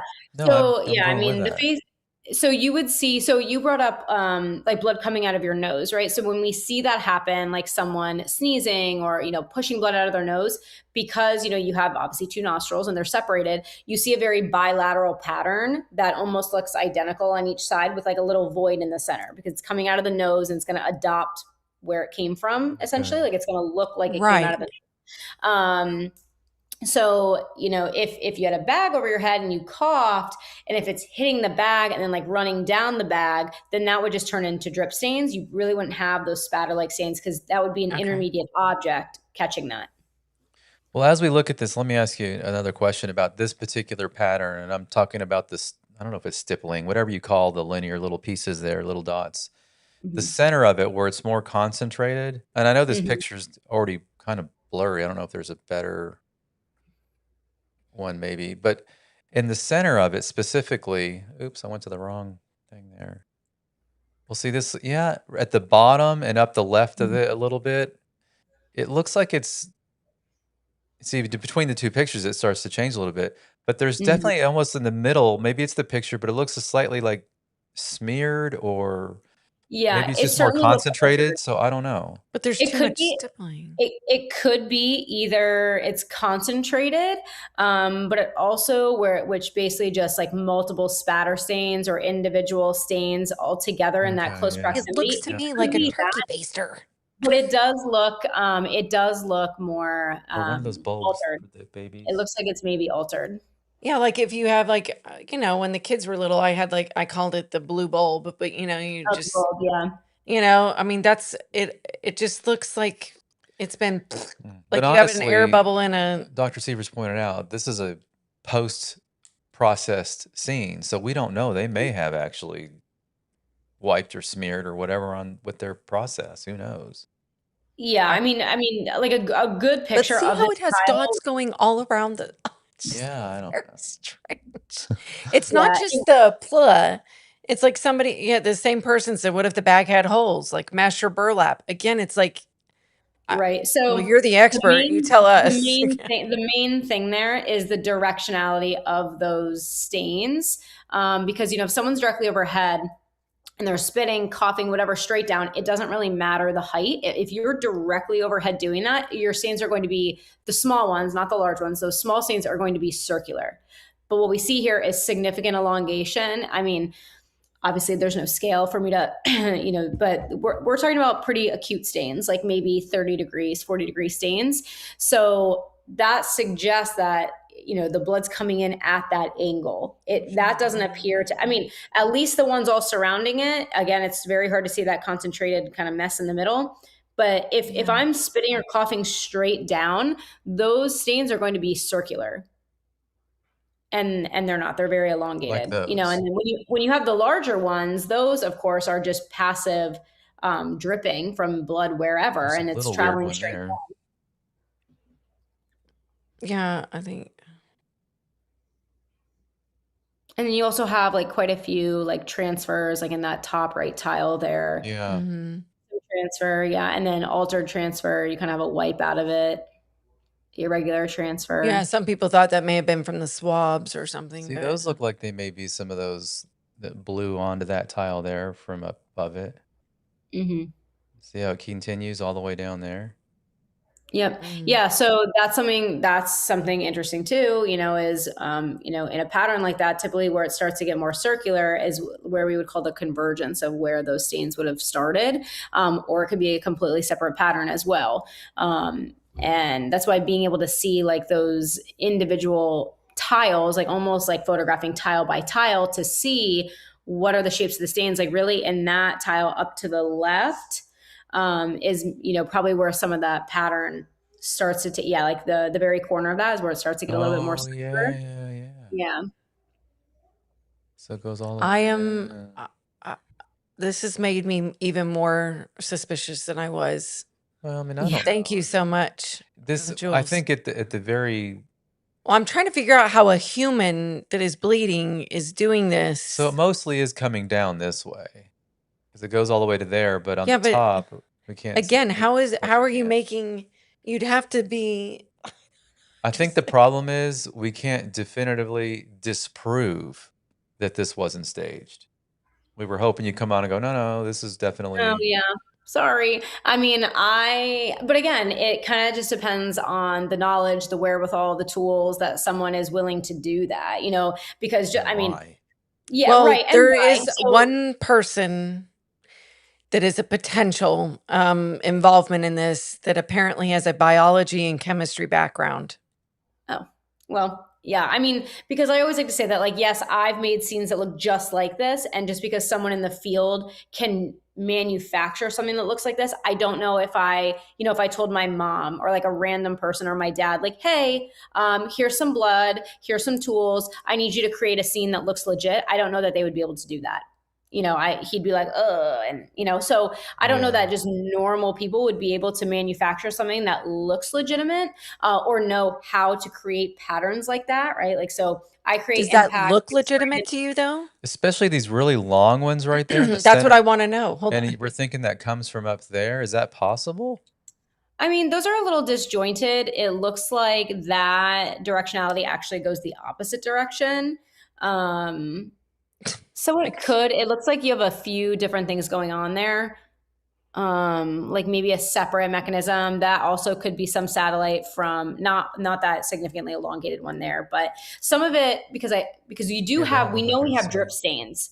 We know we have drip stains. So with that comes satellite spatter. So in the mix of everything, we know we're going to have satellite spatter because we have drip stains on a semi-rough surface. So those are going to be present. We know that. And what makes it hard is those are going to be intermingled with everything else going on. Yeah. So this is pretty much but when you look at this, and I know you've looked at it before now, does this look legit to you? I mean, without any other facts, like where a wound is, or multiple wounds, without any type of like serological testing, or even without any, good pictures to look at, without any additional processing or seeing the inside of the house to know definitively whether or not there was bloodletting in the house as well, or are we just moving forward with the narrative that it had to start on the porch? Without that information, you have to include that it is legitimate. So you have to assume that, but you really have to assume everything until you have anything else, right? Because an interpretation of, hey, this started only on the porch, and an interpretation of, no, there's also blood staining inside the home, those are going to be two totally different interpretations and reconstructions.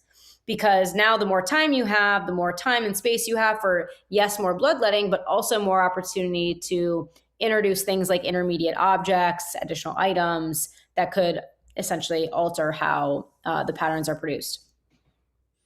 The super chat says that this little pattern right here looks like a Hoka trail runner shoe.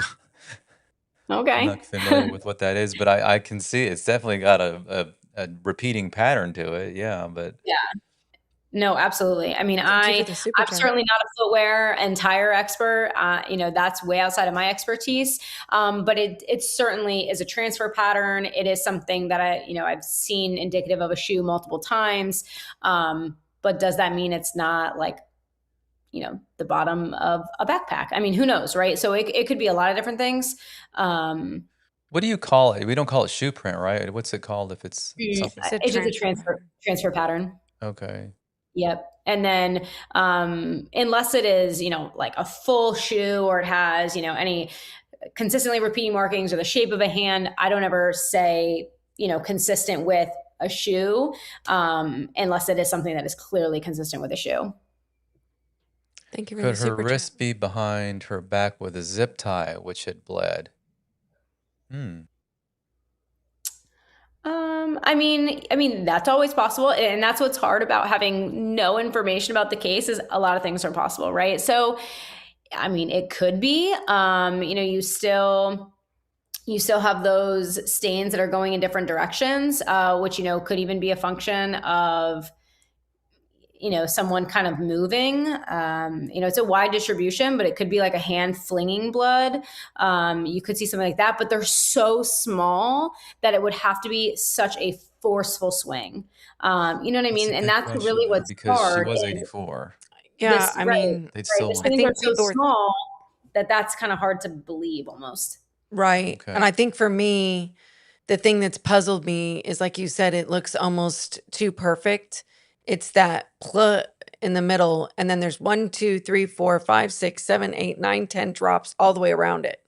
Mm-hmm. It's almost like we're doing this, and then It is a very perfect looking pattern. And I mean, even, and this is nitpicking, but even when you're looking at what we just looked at as possibly a shoe, right? If you notice, and that's just an example, nothing really overlaps anything, which is very weird in my line of work. It's very weird to have autonomous patterns everywhere.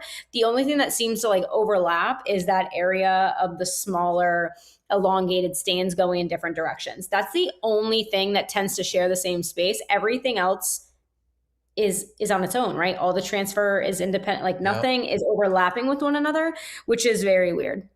What about the shoe print, what we're calling the shoe print or the Mhm. footwear impression, whatever you called it? Is that a different color? Is that just because of the photography, maybe?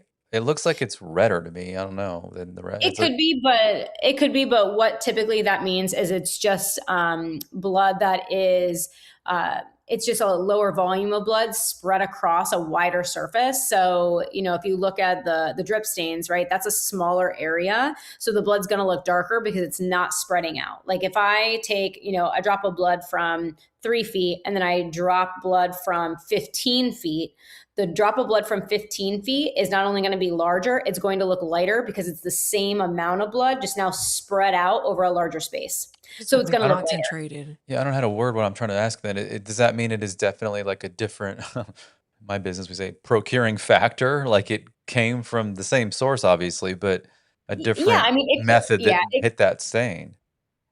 yeah, I mean, it could likely just be blood spread out over the shoe. And because it is just like maybe lower volume, lower concentration, that's why it's looking lighter. I mean, the one directly in front of it, that is something that could appear maybe was swabbed. And sometimes when the blood's already dry and they start swabbing it with a wet swab, they displace it a little bit. I think especially the one in front of it, it looks lighter and almost has like an orangey tint around it. Yep. A lot of people bring that stain up. Yeah, I mean, that could have been swabbed by investigators for sure. My question on that particular spot in particular, can you zoom out of that a little bit? I don't know if we can. Mm-hmm. I found it very odd that it's highly concentrated right there, and yet nowhere behind it, nowhere in front of it. Where did the rest of it go? Right. I mean, we see that one little spot, but yeah, so that is a great point because when it is that concentrated, you would expect it to repeat Right. because you don't have replenishing blood, but there's still enough there that you would have another deposition of it that's fainter, the next one fainter, the next one fainter, and then eventually it Correct. runs out. So a few different things, right? If it is a shoe, right, let's say it's a toe or a heel or whatever, that would have to mean that person is no longer walking on that portion of their foot, which maybe they notice that they did it and then they change their gait, or it could not be a shoe and maybe it is something that was placed down and then picked up and never placed down again. That's why initially I thought it was a cane. Well, one of that's those why, hurricanes, like they Right. just but used how it could one that be a time tire? and then you Uh-uh. didn't put it back down again. Well, the same thing with the tire. It would be like It every would be 8, 10 rolling, inches you'd see right? it, depending how big the wheel Yeah. Because is. if But you zoom out even more, I don't know if we can do that. Mhm. I mean, no, I mean on a different Oh, photo. well, yeah. I Sorry. got that one and I got that one. I mean, hello. Yeah. Yeah. Where So is yeah, it? I mean, it's almost like I always try and think of it as like It's like if somebody that wasn't levitated. right, if it wasn't that weird shape and it was a full footprint, that would be weird if it just stopped, right? Because where did it go? So, it could be whatever that was bearing blood was removed and no longer used. It could be a shoe and they're no longer walking like that. Or, of course, it could just be not a shoe and maybe it was something that was placed down and then picked up and never put down again. Yeah. And there is So, blood down the exposed aggregate stone looking But sidewalk it's behind like us, very minimal. pretty much to the driveway. But yeah, it's like just a few drops here and there kind of a thing. And they're mixed in with the stone. And there are some pictures of it, but it's just they're the round type. But the problem is landing on uneven surface like stone, you couldn't really tell much. I couldn't anyway. Obviously, you would have figured it out, but Wow. Well, my mind is absolutely blown. yeah, I look at this picture a lot different now. Yes, I do too. I think, like I said, one of the potential people that has been, I guess, in question supposedly has a biology, chemistry background. And there's rumors that that person has also taught a CSI class. Well, that's oh wow. different. Having a biology background doesn't mean you know how to fake a No, blood but, pattern, but having a well, I don't know. specific forensic background may be a That's little why I want Yeah. to ask her if somebody, Right. was a teacher, say of biology or chemistry and possibly taught a class on CSI. Is this something that somebody without, I guess, a degree in what you have could mimic this then? Oh yeah. I mean, I teach bloodstain pattern analysis. I mean, all over the United States. I've taught it internationally in other countries. So I mean, and like I said, I mean, I certainly, if I took this and I walked outside right now, I could make the exact same. I could make the exact same scene. Obviously, different surface, but I could replicate this very closely if I tried. Wow. Do you have time to watch just a quick 5-minute video? It's three other. They're not to your level, And but thank you they're for taking 2 hours out. well. I don't know. The Yeah. one of them may be you probably know these people honestly, but Yeah. they were on Sure. like Ashley Banfield. One was Fox News, and it was Mhm. early. It was early in the game. I think it was back in Yeah. February that these were on, and they're specifically talking about the shoe print because I mean everyone pretty much says the same thing about the drops and the Mhm. expiration. Except for tonight, you bringing up, and I'm sure they know this, they just didn't bring it up in Mhm. their interviews, that there is some directionals. There's a Mhm. directional element in those small little drops. Right. But if you want to watch this, if you don't mind, and Yeah. just tell us what you think after. Sure.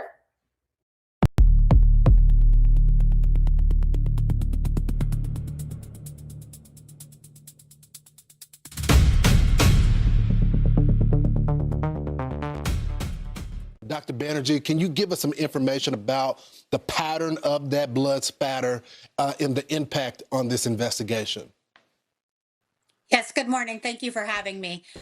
This close-up is fantastic at showing that the drops are landing as circles and there's different sizes, but you can see very large drops.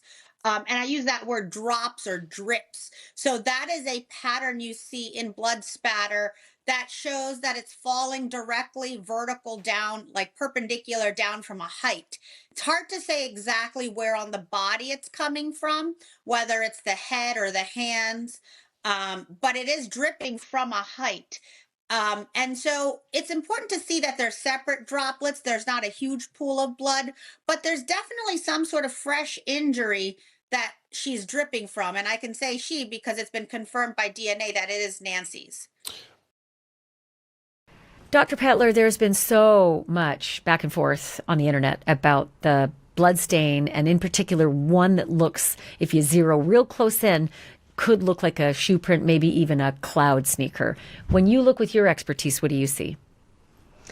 I see blood stains that are passive in nature and inconsistent with a beating, inconsistent with an injury happening there. It could be a transitional location. It's a waypoint. Do you see what a lot of people on the internet are seeing, and that is a shoe print? No, I don't see a shoe print. I think that you could have some type of impression there. It could be consistent with a shoe print. You do have something like right in front of it as well. But to overstate that it's like consistent with a shoe, I can't do that as a scientist. Dr. Valentin, thanks so much for helping me muddle through this. But just to summarize, a lot of people online think they see a shoe print in this particular spot of blood. Is that what you see? I don't see enough detail to identify that as a shoe print. There's definitely something that's made contact with the blood in some of the areas after the blood's been deposited and before the blood has dried. And so for some of the circular droplets, you see an absence of blood in the center of those droplets. So we call those skeletonized droplets, right? So there's something called a perimeter stain. So basically it's the outline of a circle. And the absence of blood in the middle is the perimeter stain, or the skeletonized droplet. So what that means is blood landed on a surface, it started to dry, which is how you get that perimeter stain. And then something came into contact with that stain before it dried. It has the characteristics of a partial foot wear. I would, if I saw it in my regular everyday life, that's what I would take it to be, a partial foot wear impression. Well, this doesn't appear to be a shoe print in a drop to me. This appears to be a transfer from a shoe. So there was some blood, a quantity of blood somewhere else that this person stepped in before they transferred this, and it may be out of screen, or we may not have the benefit of looking at it, but that does not look like a distorted drip or drop to me.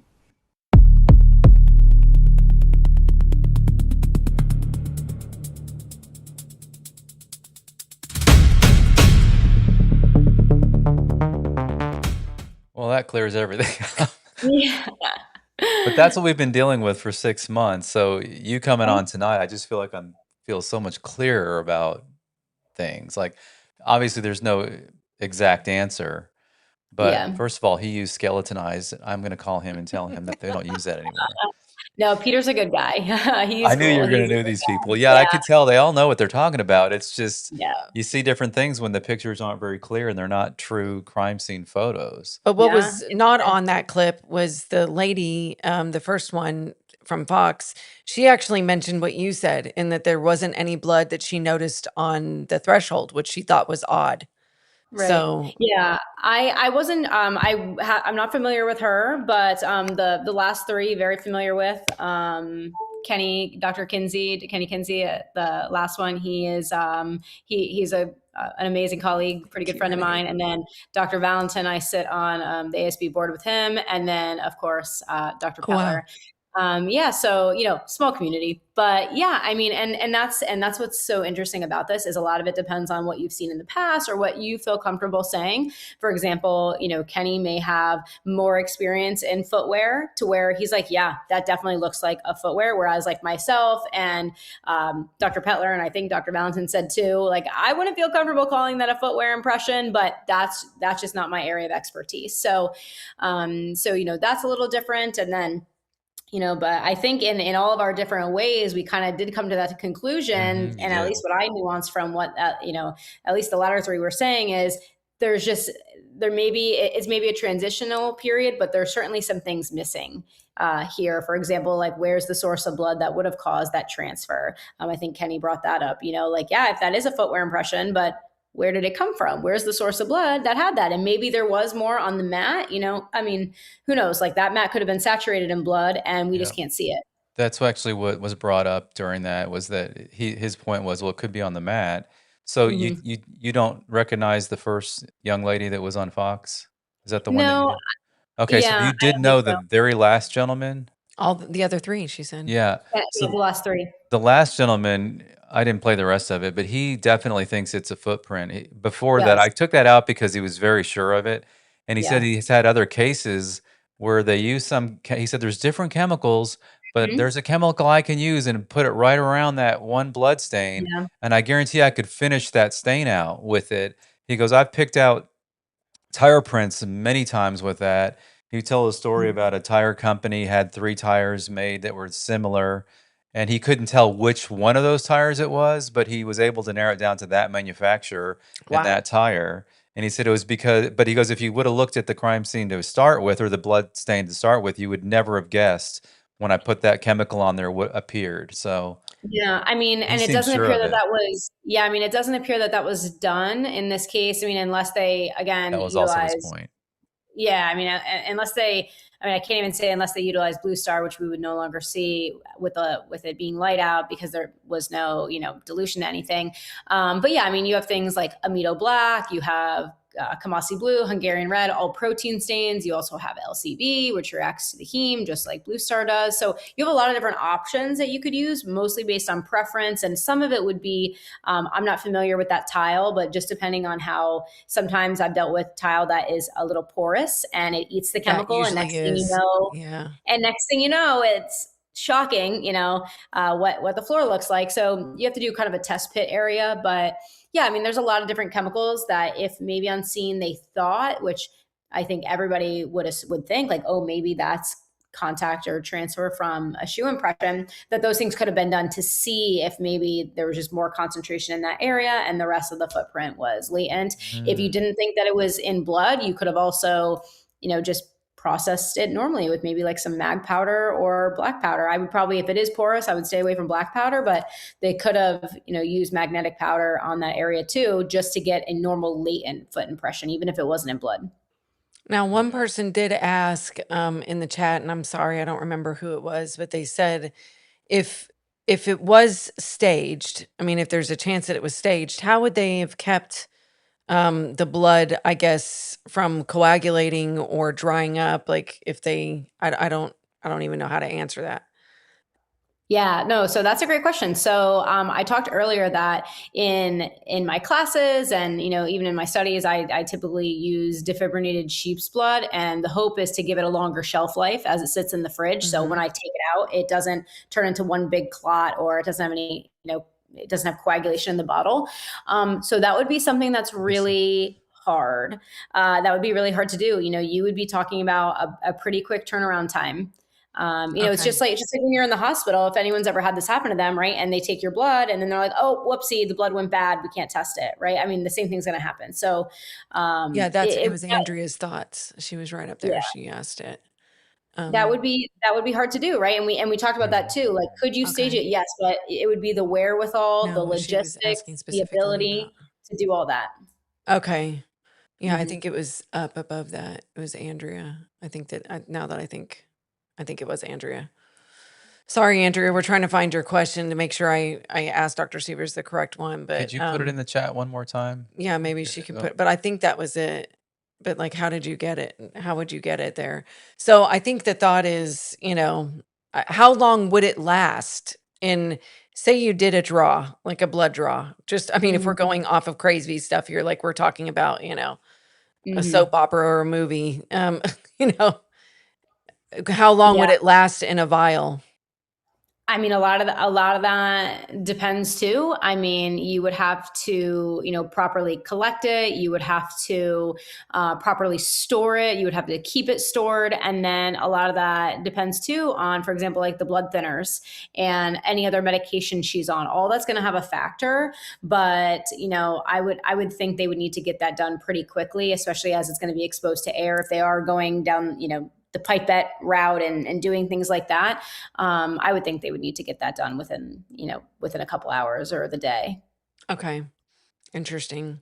it's interesting. Someone brought up earlier, and I was just sitting here thinking about the same thing, that it's all these relative terms that the sheriff talks in that we're not used to hearing. We're used to hearing law enforcement come out and being very matter of fact, and sometimes it seems kind of cold, but they're just giving you the facts.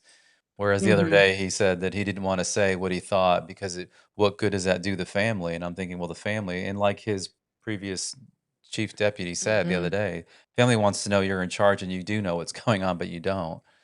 But it's just amazing the way that they talk in all these generalities, and I feel like tonight we got some serious answers, even though there could be this, could be that. It's like, hmm yeah, but we can all see now that those little bitty, they're almost like particles of blood were in linear shapes.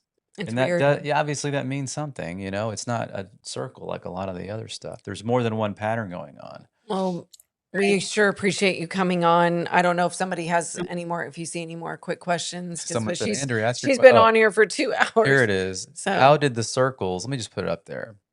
How did the circles that's one of around them. the suspected footprint not get disturbed? Yeah, that's kind of And what we were all asking. yeah, and that's kind of what we were saying, that it looks almost too perfect to where things just are not like they're not superimposed on one another, they're not overlapping, or you're talking about the 2 drops of blood on each side.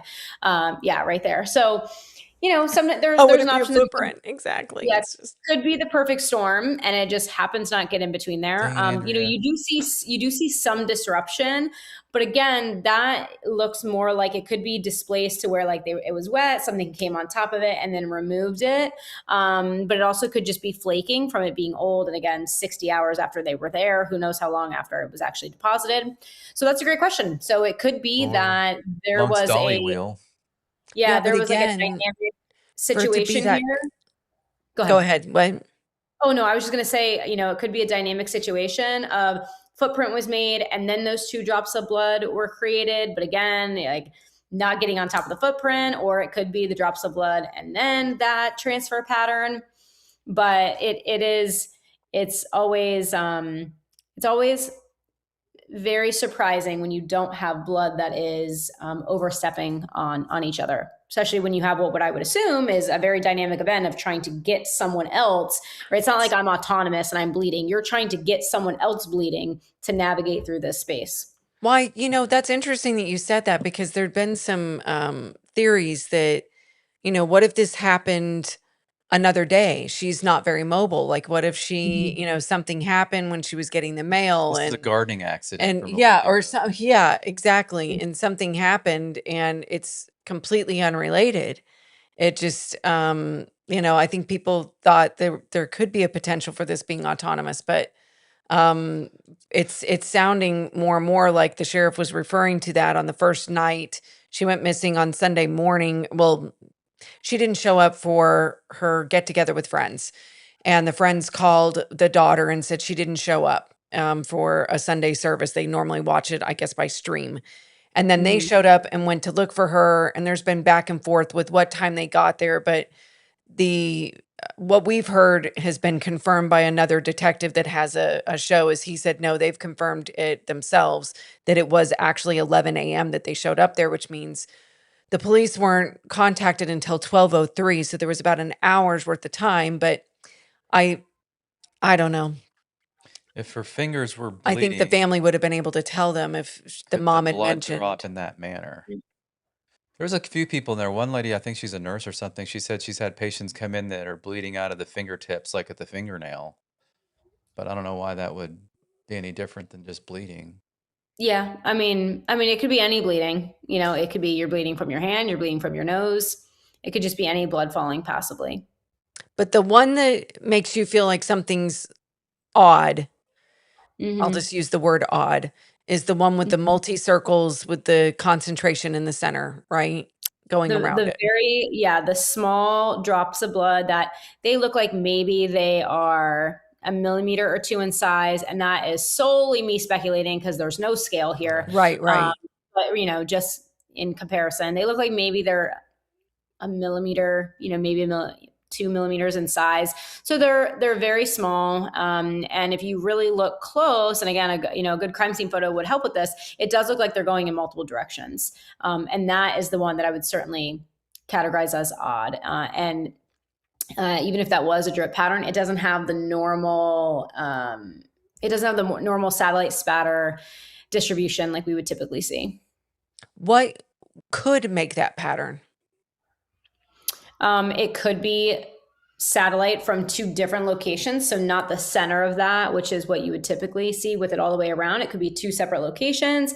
It could be from, I mean, it's hard to tell from this. I mean, it still could be Right. expirated, but you can see that it's coming from different locations. So could it be, I mean, it could be, and they're very, very small, which is really what perplexes me. I mean, looking at it, it looks like satellite spatter, but again, then that would tell me it's from two different locations, because it's not, unless this photo or this still really is that blurry. It doesn't appear to be going all the way around that central area. So then that would lead me to two separate locations.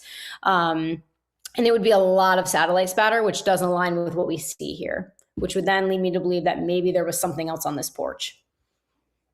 What does that mean? Like if there was something else on the porch that, blood was dripping on, then you would get spatter like this. But then if that item was removed, you wouldn't see the source of that spatter. Blanket, a dolly, piece of Yeah, equipment anything. they were using. Yeah, People, anything. could have been somebody. But that then was with again, it. you're trying to figure out where the blanket would be that nobody's stepping. There's just so many questions. Like Yeah, I where could would a go with blanket that. go? Yeah. Where would it be? On that side? On the right. Well, then it doesn't. On the right, even it's weird. Yeah, it'd be Where would funny there if- be room I for don't know. a 150-pound woman? Yeah, no, I don't think it would be her necessarily. I mean, it could be like if she's standing kind of towards maybe the mat or just to the right of the mat, and there's something in that corner there and she's dripping passively on that, it could strike that and then create the satellite spatter going in that direction. Then if, we're moving, and then in the area just below the mat, she's bleeding passively in that location, there's something else there, or there's other items there. I mean, she could be bleeding on even her shoes, and there could be blood all over the top of her shoes. And once the blood strikes the top of her shoes, the satellite spatter is now on the ground. It could even be something as simple as that. But that's really the hard part, is without her, without clothing, without suspects and knowing what they have. I mean, it could. And then again, we go back to where's the footprints? Where's the, right. How is somebody carrying her out? Mm-hmm. Yowza. That sums it up. Well, yeah, it does. Great show. Yeah. Such info. And again, we Something- have no idea. Yeah, Crime Crunchy's Yeah. Courtney. Great show. Some Something great seems info wrong. again, and something stinks. Exactly. So Dr. Sievers, just so a little bit about our show is that we always have, Jennifer calls them Easter eggs, where there's something in the background that usually has something to do with the topic. So tonight we didn't know what to do. Usually it's something a little more subtle than. Love it. So can you look at our pattern and tell us? Just kidding. Oh my gosh. Love it. I'm like, I don't have any. He's like, do Okay. something with blood. Oh, so there's ketchup on a piece of paper. Yeah, People, we couldn't get too creative. It's such a, usually blood is on a wall or a floor, so we didn't know what to do. Yeah, no, this has been amazing. I can't thank you enough for spending over 2 hours with us, almost 2.5 hours. It's so nice of you, and especially on a weekend when it's precious time with your family. So we appreciate it. And yeah, no problem. I feel like this is one of those things that we kind of wanted to clear up, and not that it really cleared. I just think it actually is very interesting. There's a few of us that wondered whether she even came home. And then, how could the entire, I think Dr. Bricado, there's a lot of very experienced I guess they say not to call them profilers, but I don't know if you know Dr. Gary Bricado, but he works with Dr. Ann Burgess. Okay. Mhm. Yeah, and he said he believes it's an elimination murder. And so when you hear that, then the peripherals of this come in where it feels like, well, then it looks like an abduction staging, you Right. know? So I think there's some of us that have wondered if that wasn't part of the staging to make it look, Inner Strength, if you can put your question back up there. We just had a flyby of chat and I missed your question. Sorry, we have a couple more questions. I guess you didn't ask my question. I'm sorry, Inner, we didn't see it. I know, I'm going to get in trouble. I'm sorry, guys. I'm trying to look over and then look at Dr. Sievers at the same time. That's a good question, Renee. If it was staged and the amount of blood that you see, does that seem like it'd be, I mean, I know syringes come in a bunch of sizes, but does this feel like something you could carry in a regular size, an average syringe? Or would it be some big honking thing that'd be ridiculous? No. I think you would probably be shocked at how little blood it would take to make something like that. Uh-oh. I mean, like one Good full question. pipette, maybe, which is about the same size as a syringe, really. I could probably get very close to that. Wow. Yeah. So she didn't put it back in the chat, or is she typing it out feverishly? I don't know. There's a little delay, I think. Sorry. So interesting. Everyone's saying great show. Yeah, I agree. Oh, yeah. And the Well, thing is, once you do a live stream like this, it goes into video on demand or a Yeah. recording, and that's where we get most of our perpetuity. views. And Tuesday nights are usually more of a blowout. Tonight we have almost six. Well, that just went up. It's so funny. There's some preseason football games on tonight, and Right. for some reason, our crowd mostly watches on television instead of computer or phone. So I know that the husbands are probably watching Kansas City or the Patriots or whoever else is Yep. playing tonight, and the games are starting to end right now, and all of a sudden our room's filling up. Oh, It's just so okay. So funny. one lady said, and then I'll read inners. Explained. Sheila Black said it was explained earlier. She was on her hands and knees and coughed as she was aspirating. So aspiration with an A is when you take blood into the lungs. Expirated is when you push blood She meant out. expirating, yeah. Yeah. So, But see, so she I used the mean, word expirating, by the way. You corrected me and said no. I didn't ever say Yes, that. you did. You said there was another word for it, and it's the same thing. Oh, I Like heard somebody like say another word for it. expectorated, and I was like, well, that's more phlegm, right? And yeah. So sometimes people will use the word expectorate, and then they mean expirated. okay, Yeah. So, I mean, again, the issue with that is the directionality of those stains going in opposite directions, because the tails are going to tell us where they came from. And then the other issue with on hands and knees is, evidence of getting up without not only interacting with the blood that's on the surface, but not causing any other artifact stains, further transfer of blood stains, those perimeter stains not having any wipes through them, especially with her age and mobility issues. If she's crawling the entire way out, we would see that as she's continuing to bleed. Because even if you're pushing blood out, right, and it's like, it would still likely some be dripping from your mouth, you'd have to not interact with that the whole way. that was our question. So then Inner says, there we go. My question is, when I research on Google, it tells me that there's not a forensic test that can be done to show saliva in blood that has been exposed to elements for that many hours. Yeah, so I mean, we can do like an amylase concentration test on it. That's going to be DNA lab based, but by the time that they would have got there, it's going to be different than if they did it when the 60-hour later mark, right? So, just like everything, well, not everything, but like our blood test that we can use just for presence of blood. I mean, we've gotten reactions like over 25 years. But as far as like an amylase concentration, that's done at the lab. But the turnaround time likely from when it happened to when it was collected, that likely still would have been within range to be able to do that. Okay. But that's what they would be looking for, is the amylase concentration. It's not like a presumptive test, because I mean, they do make presumptive tests like that, but it would have to be a confirmatory, like serological testing in a lab. Okay.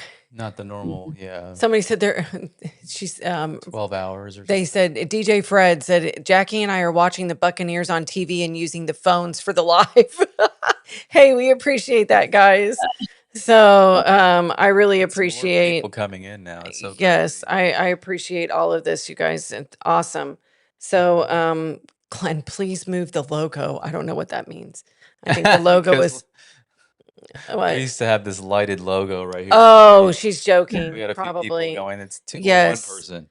Well, But we had to please, though. We moved it. yeah, we normally let's see if I can find it. I think I'm trying to find it. We normally end the show with a nice, what I call a feel good, just so that we feel better about things. We're And talking all this doom and gloom stuff. And honestly, Yeah. all we want is to find justice for the Guthrie family and Nancy Mhm. herself. And so I always put my little plea out on our little, 5,000 plus subscription. But we have 20, 30,000 people looking at these sometimes, and we've got over 1 million impressions now. So even the small little, shows like ours, and you never know what show. It's going to the- resonate. And it's Yeah. not just the person who did this, the perp. It could be a family member, a friend, anybody. not that you got to turn your friend in even. They just give their mom back. Nobody cares about anything other than that right now. So if you know who this is in the porch guy, any of this stuff on our show ever rings true to you that you know who it is, do the right thing. And if you're the one that did this, just send another email to the radio stations or something or the TV station and just tell them where their mother is. That's the Yeah. whole thing for me right now. It's just horrible. So we investigates. Thank you for the super chat. He said Falcons rise up. Okay. Jeez. Well, anyway, we Thank you for we really try to, leave on a good note, and please everybody hit the like button and hit the subscribe, but also Dr. Sievers, can you tell them if you have any books? I mean, there's a lot of people that may be interested in reading your material or learning more about what you do. You can see her website right below her name, Sieversforensics.com. Yeah, so SieversForensics.com, we provide a ton of training.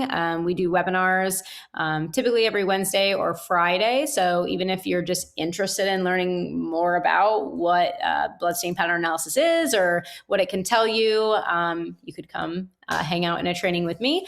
I also have one book that's currently out that shares some stories about my time with a law enforcement agency before I went independent. And that book is called and then some various characters that insinuate a word that you can't make up, dark humor and unhealthy coping mechanisms. So that's on Amazon. And then I have another book coming out at the end of this year called Till the Last Drop, which talks about my time as a bloodstain pattern analyst, some of the cases I've worked, and the intricacies of bloodstain pattern analysis. So to the last drop. I love it. Yeah. So working on if a they go to few- Amazon, they can just search your name, Heidi Sievers, and your book will come up? Okay. Yes. Dr. Heidi Sievers. Perfect. Yeah. No, that's Yeah. fantastic. Well, Yeah. we sure appreciate it. We'll go ahead and let you go unless you want to watch our feel good end, but I know you have family. You may want to just get going. So we appreciate it so much. Thank you so much. It's been great hanging out and talking shop. So anytime. It was Thank you so phenomenal. much. We're so appreciative. Very Thank you. appreciative. Thank you so much, Dr. Sievers. Have a Thank great rest of you. your weekend. Thank you. You guys too. Good night. Bye. Wow. Oh my Jen, gosh. Like, that was wow.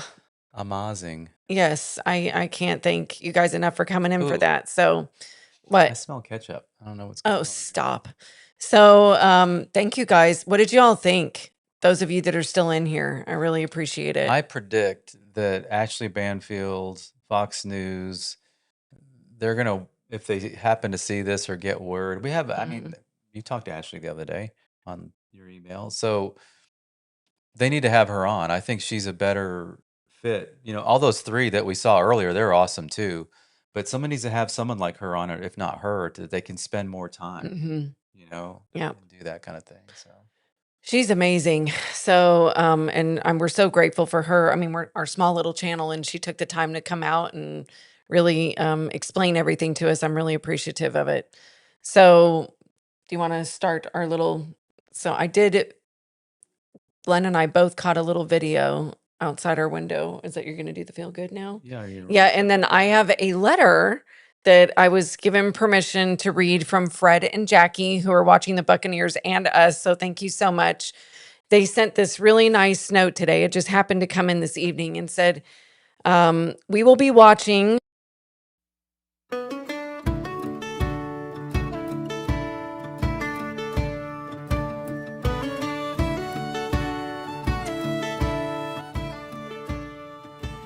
We were just kids with a dream and a van, dirt on our boots, but faith in our hands. The road was long, full of blood and grace. We held the line when the world lost faith. Thunder rolled, but we stood tall. Through the heartbreak rises and falls. It's been a long time coming, but we're still standing strong. Through the fire and the fight, we kept holding on. Didn't break, didn't run, didn't bow, didn't bend. We made it through hell and we do it again. Long time coming. It's been a long... we're gonna have to do that over again because Jen muted herself. I did not. Glenn muted me. So It's what I do. Fred and Jackie, thank you so much. They said, thanks We will be watching from Florida. You folks blow me away with the truly professional look of your live as a former DJ, MC, radio personality, and karaoke host. That was one of 3 jobs I held for over 30 years. Jackie and myself worked 12 years together for FWC. Both jobs I worked while also being an HVAC tech for over 46 years. I love seeing folks be the very best they can be. Wishing you awesome, great things in the future, which I am assured will come to you and Glen. Thank you once more, Fred and Jackie from Florida. God bless you and America. God bless you both too, and America. And thank you so much for watching us, for spending your Saturday and Tuesday evenings with us. We're so grateful for all of you, for all the support, for making our channel what it has become in just a little over a month. What are we, 7 weeks now? I mean, I can't believe it, This guys. is episode 19. We are We're about to so hit 20. grateful. So yes, please hit the like button, all the shares, the likes, the subscribes. Those are all free. We really, really appreciate it. Thank you for the jewels tonight that everybody sent and the awesome super chats. We're so grateful to you guys. Yeah, this has been quite an interesting ride for us, meeting all of you and finding this amazing following of subscribers and people that join us 2 times a week. And I think we're all on the same path. It's, we just want answers. We want to be able to help. It was kind of funny. I'll put this in there that I was talking to my sister today, and she said, you always sound like you're kind of frustrated beyond just the facts, what's going on with the case. And I said, I think it's frustrating because we want to help. We keep hearing that they need help.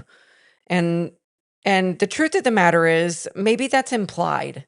I guess we really haven't had any press conferences beyond what Nano said of, we're still receiving tips. Savannah's message that came out, the video chat was really not to us. That was to the perpetrators asking for their help in finding their mom. So maybe it's time that we all kind of keep doing what we're doing, sharing information, but maybe, take a step back in our emotions and realize that maybe they don't need our help right now. The FBI has not come out, and you guys are awesome. Thank you so much, DJ Fred and Jackie. We really appreciate you.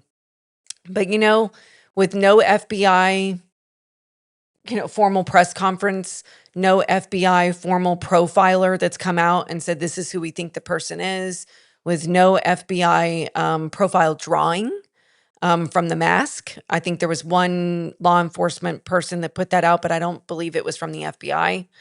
And no vehicle. I think all of us experienced something really interesting with this officer and his wife that were gunned down, and the officer's wife is still hanging on. There was immediately pictures. There was immediately pictures of the car. So I do believe, even from hearing from some Tucsonans, I guess is how we say it, that have said, look, there are cameras. I think we all witnessed that. So maybe they do have the car. Maybe they do have the people in their sights, and they're just working on getting a case together that's good enough to prosecute. But I think what we're doing here is a good thing. I think it helps educate us for future cases, missing people. And Glenn and I are still researching a few other cases that we want to bring to you in a educated way, so we're not just dumping something on you. So maybe they don't need our help because they are on the target. I hope so. Courtney, I really do kind of feel that way. The more we talk about it, I really do feel like that's probably what's going on. When you hear somebody like Maureen O'Connell, that's a seasoned, amazing, I think all of us love her, former FBI agent, saying, yeah, there's no car, there's no profile, there's no drawing, Oh, thank you so much, Dolly. Yeah, that was interesting the other night. Someone was saying that they've never seen an FBI not give a profile out. So Right. why would that be the case on something so high profile that they should be doing that on? So Right. So, that is but interesting. Christy says that this looks more real than what's on the porch. Oh my gosh. God. Who said that? Right there, Christy Heary. I think it's Heary. Oh my gosh, Christy, that's funny. Thank you for the laugh. That's That hilarious. was better than the feels. Yeah. Almost. So thank you so much, everybody, for joining us on a Saturday night. And Jackie said, great show. We'll catch up with what I missed. Thank you, TPX mods and chatters. Thank you to our amazing mods. Jim's Survival, he's one of our mods, and he talks about missing children. We love watching his show. It's like you're sitting in his kitchen with yeah. him and just hanging it. out and talking about the cases and kind of, spitballing ideas. And then, of course, the amazing Major Rammer Jammer. We are so grateful for you. And thank you, everybody, for keeping our chat classy and respectful and knowledgeable. And Ooh, thank you for sharing all your ideas. All ideas are welcome. Nobody's married to a specific theory. I think a lot of us feel like we lean more one way than the other. But the reality is, we don't know what happened. We don't know where Nancy is. We don't know who did it. I think a lot of us have some suspicions, but hopefully we'll get to the end of this pretty soon. Tuesday is going to be an interesting show. Yes, Bonnie, we're almost done. So it's going to be an interesting show. I have something planned. I'm going to go over with Glenn, and we're going to present a couple different aspects of the case. Again, a lot of it is stuff that everybody's talked about already, but there were some interesting things that I found that I kind of wanted to present in a different way. And hopefully you all will join us unless something else comes up and we do something else on Tuesday. But hopefully we will see you. Well, I got some stuff. Oh, you do? Oh, We got to tell them to go to the website, which is tbxunfiltered.com. Click Stay Connected and just fill it out. It's just your email, no phone number or anything you don't want to do. And if you don't like it, you can just hit stop anytime, but you get the monthly newsletter. So there's that. And then, which brings up something that we did yesterday, what? is our handle has always been TBX, I think, Unfiltered on YouTube or not. I don't know. But Thornbridge X Unfiltered. the name was Thornbridge X Unfiltered. And we changed everything to TBX Unfiltered Yep. because everyone was calling us that. And it's got a lot less letters in it. It's just easier. And the logo says TBX. Everybody just knew us as Thornbridge, when we had our place before. So it was easier for us to transition that way. But now I've had people sending us clips of being on other people's shows, and they're like, I think it's called TBX. So we decided, let's just go ahead and transition the whole thing. So thank you so much. We really appreciate it. Glenn needs the last words, Jen, from Inner. Oh, it's right. Patricia's birthday? Someone said that earlier. They were asking. Oh, shoot. Well, happy birthday, Patricia. Happy birthday to you. We're not going to sing it because we're not good at singing. Somebody, that is one funny story. So apparently somebody thought that we were giving out hints that we were somebody famous. And I can't we're even not. say it. We promise we're From not. Branson. No, I only sound good singing in the shower by myself and to myself. And Glenn sounds like Edith Bunker when he sings in high pitched Male version. Oh my gosh. I'll do something. So no, please don't. No, we're not singers from Branson. We know a No. lot of them, and I went to high school with one. Yes.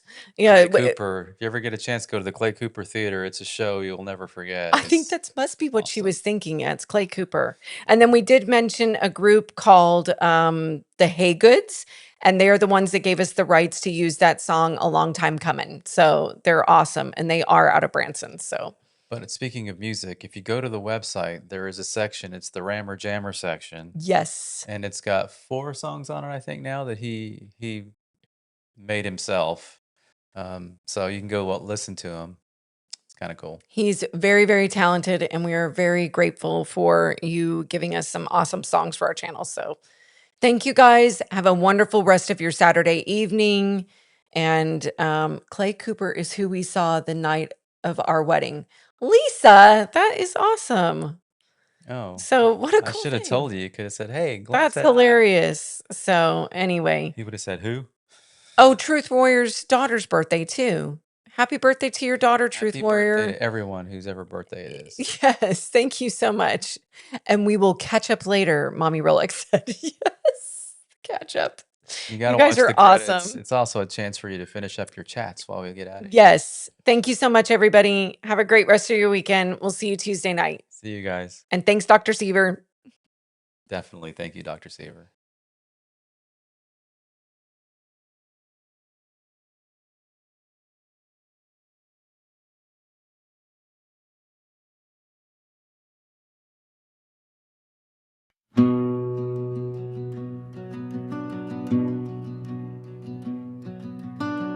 Way back off the county line where the sycamores lean and high, Jen and Glen keep a heart small flame in a shack with a weather sign. They know the names folks don't say when the beer goes cold and the room goes still. Thornbridge comes up in the dark, even bad men feel the chill. They hear that word and lose their grin. Thornbridge is coming to dig it in. The lies get thin, the nights run short. Every crooked deed heads for court. Thornbridge, Thornbridge, they know your trail. Thornbridge, Thornbridge, truth don't fail. Jen and Glen, bring the light in. Buffalo strong, you can't outrun it.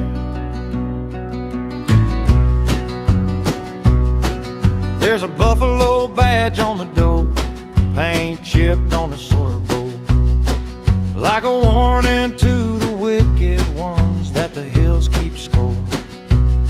Old trucks roll by in the rain with their radios turned way down low, 'cause once the Thornbridge name gets spread, folks start letting secrets go. They hear that word and lose their grin. Thornbridge is coming to dig it in. The lies get thin, the nights run short. Every crooked deed heads for court. Thornbridge, Thornbridge, they know your trail. Thornbridge, Thornbridge, truth don't fail. Jen and Glen, bring the light in. Buffalo strong, you can't outrun it.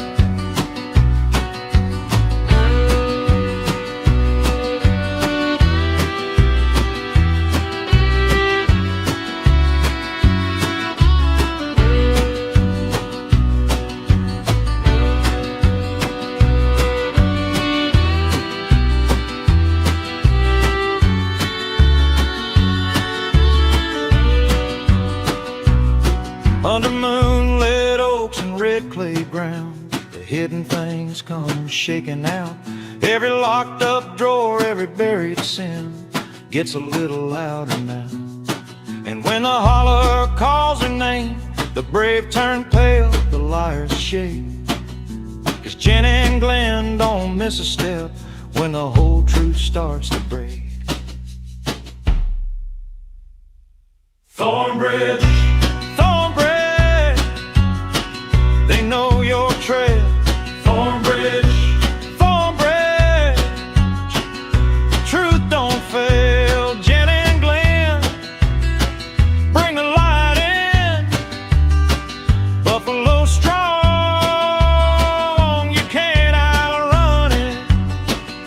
If you done wrong in those Ozark hills, better pray the night stays wide. 'Cause Thornbridge walks with steady feet, and the truth don't stay inside.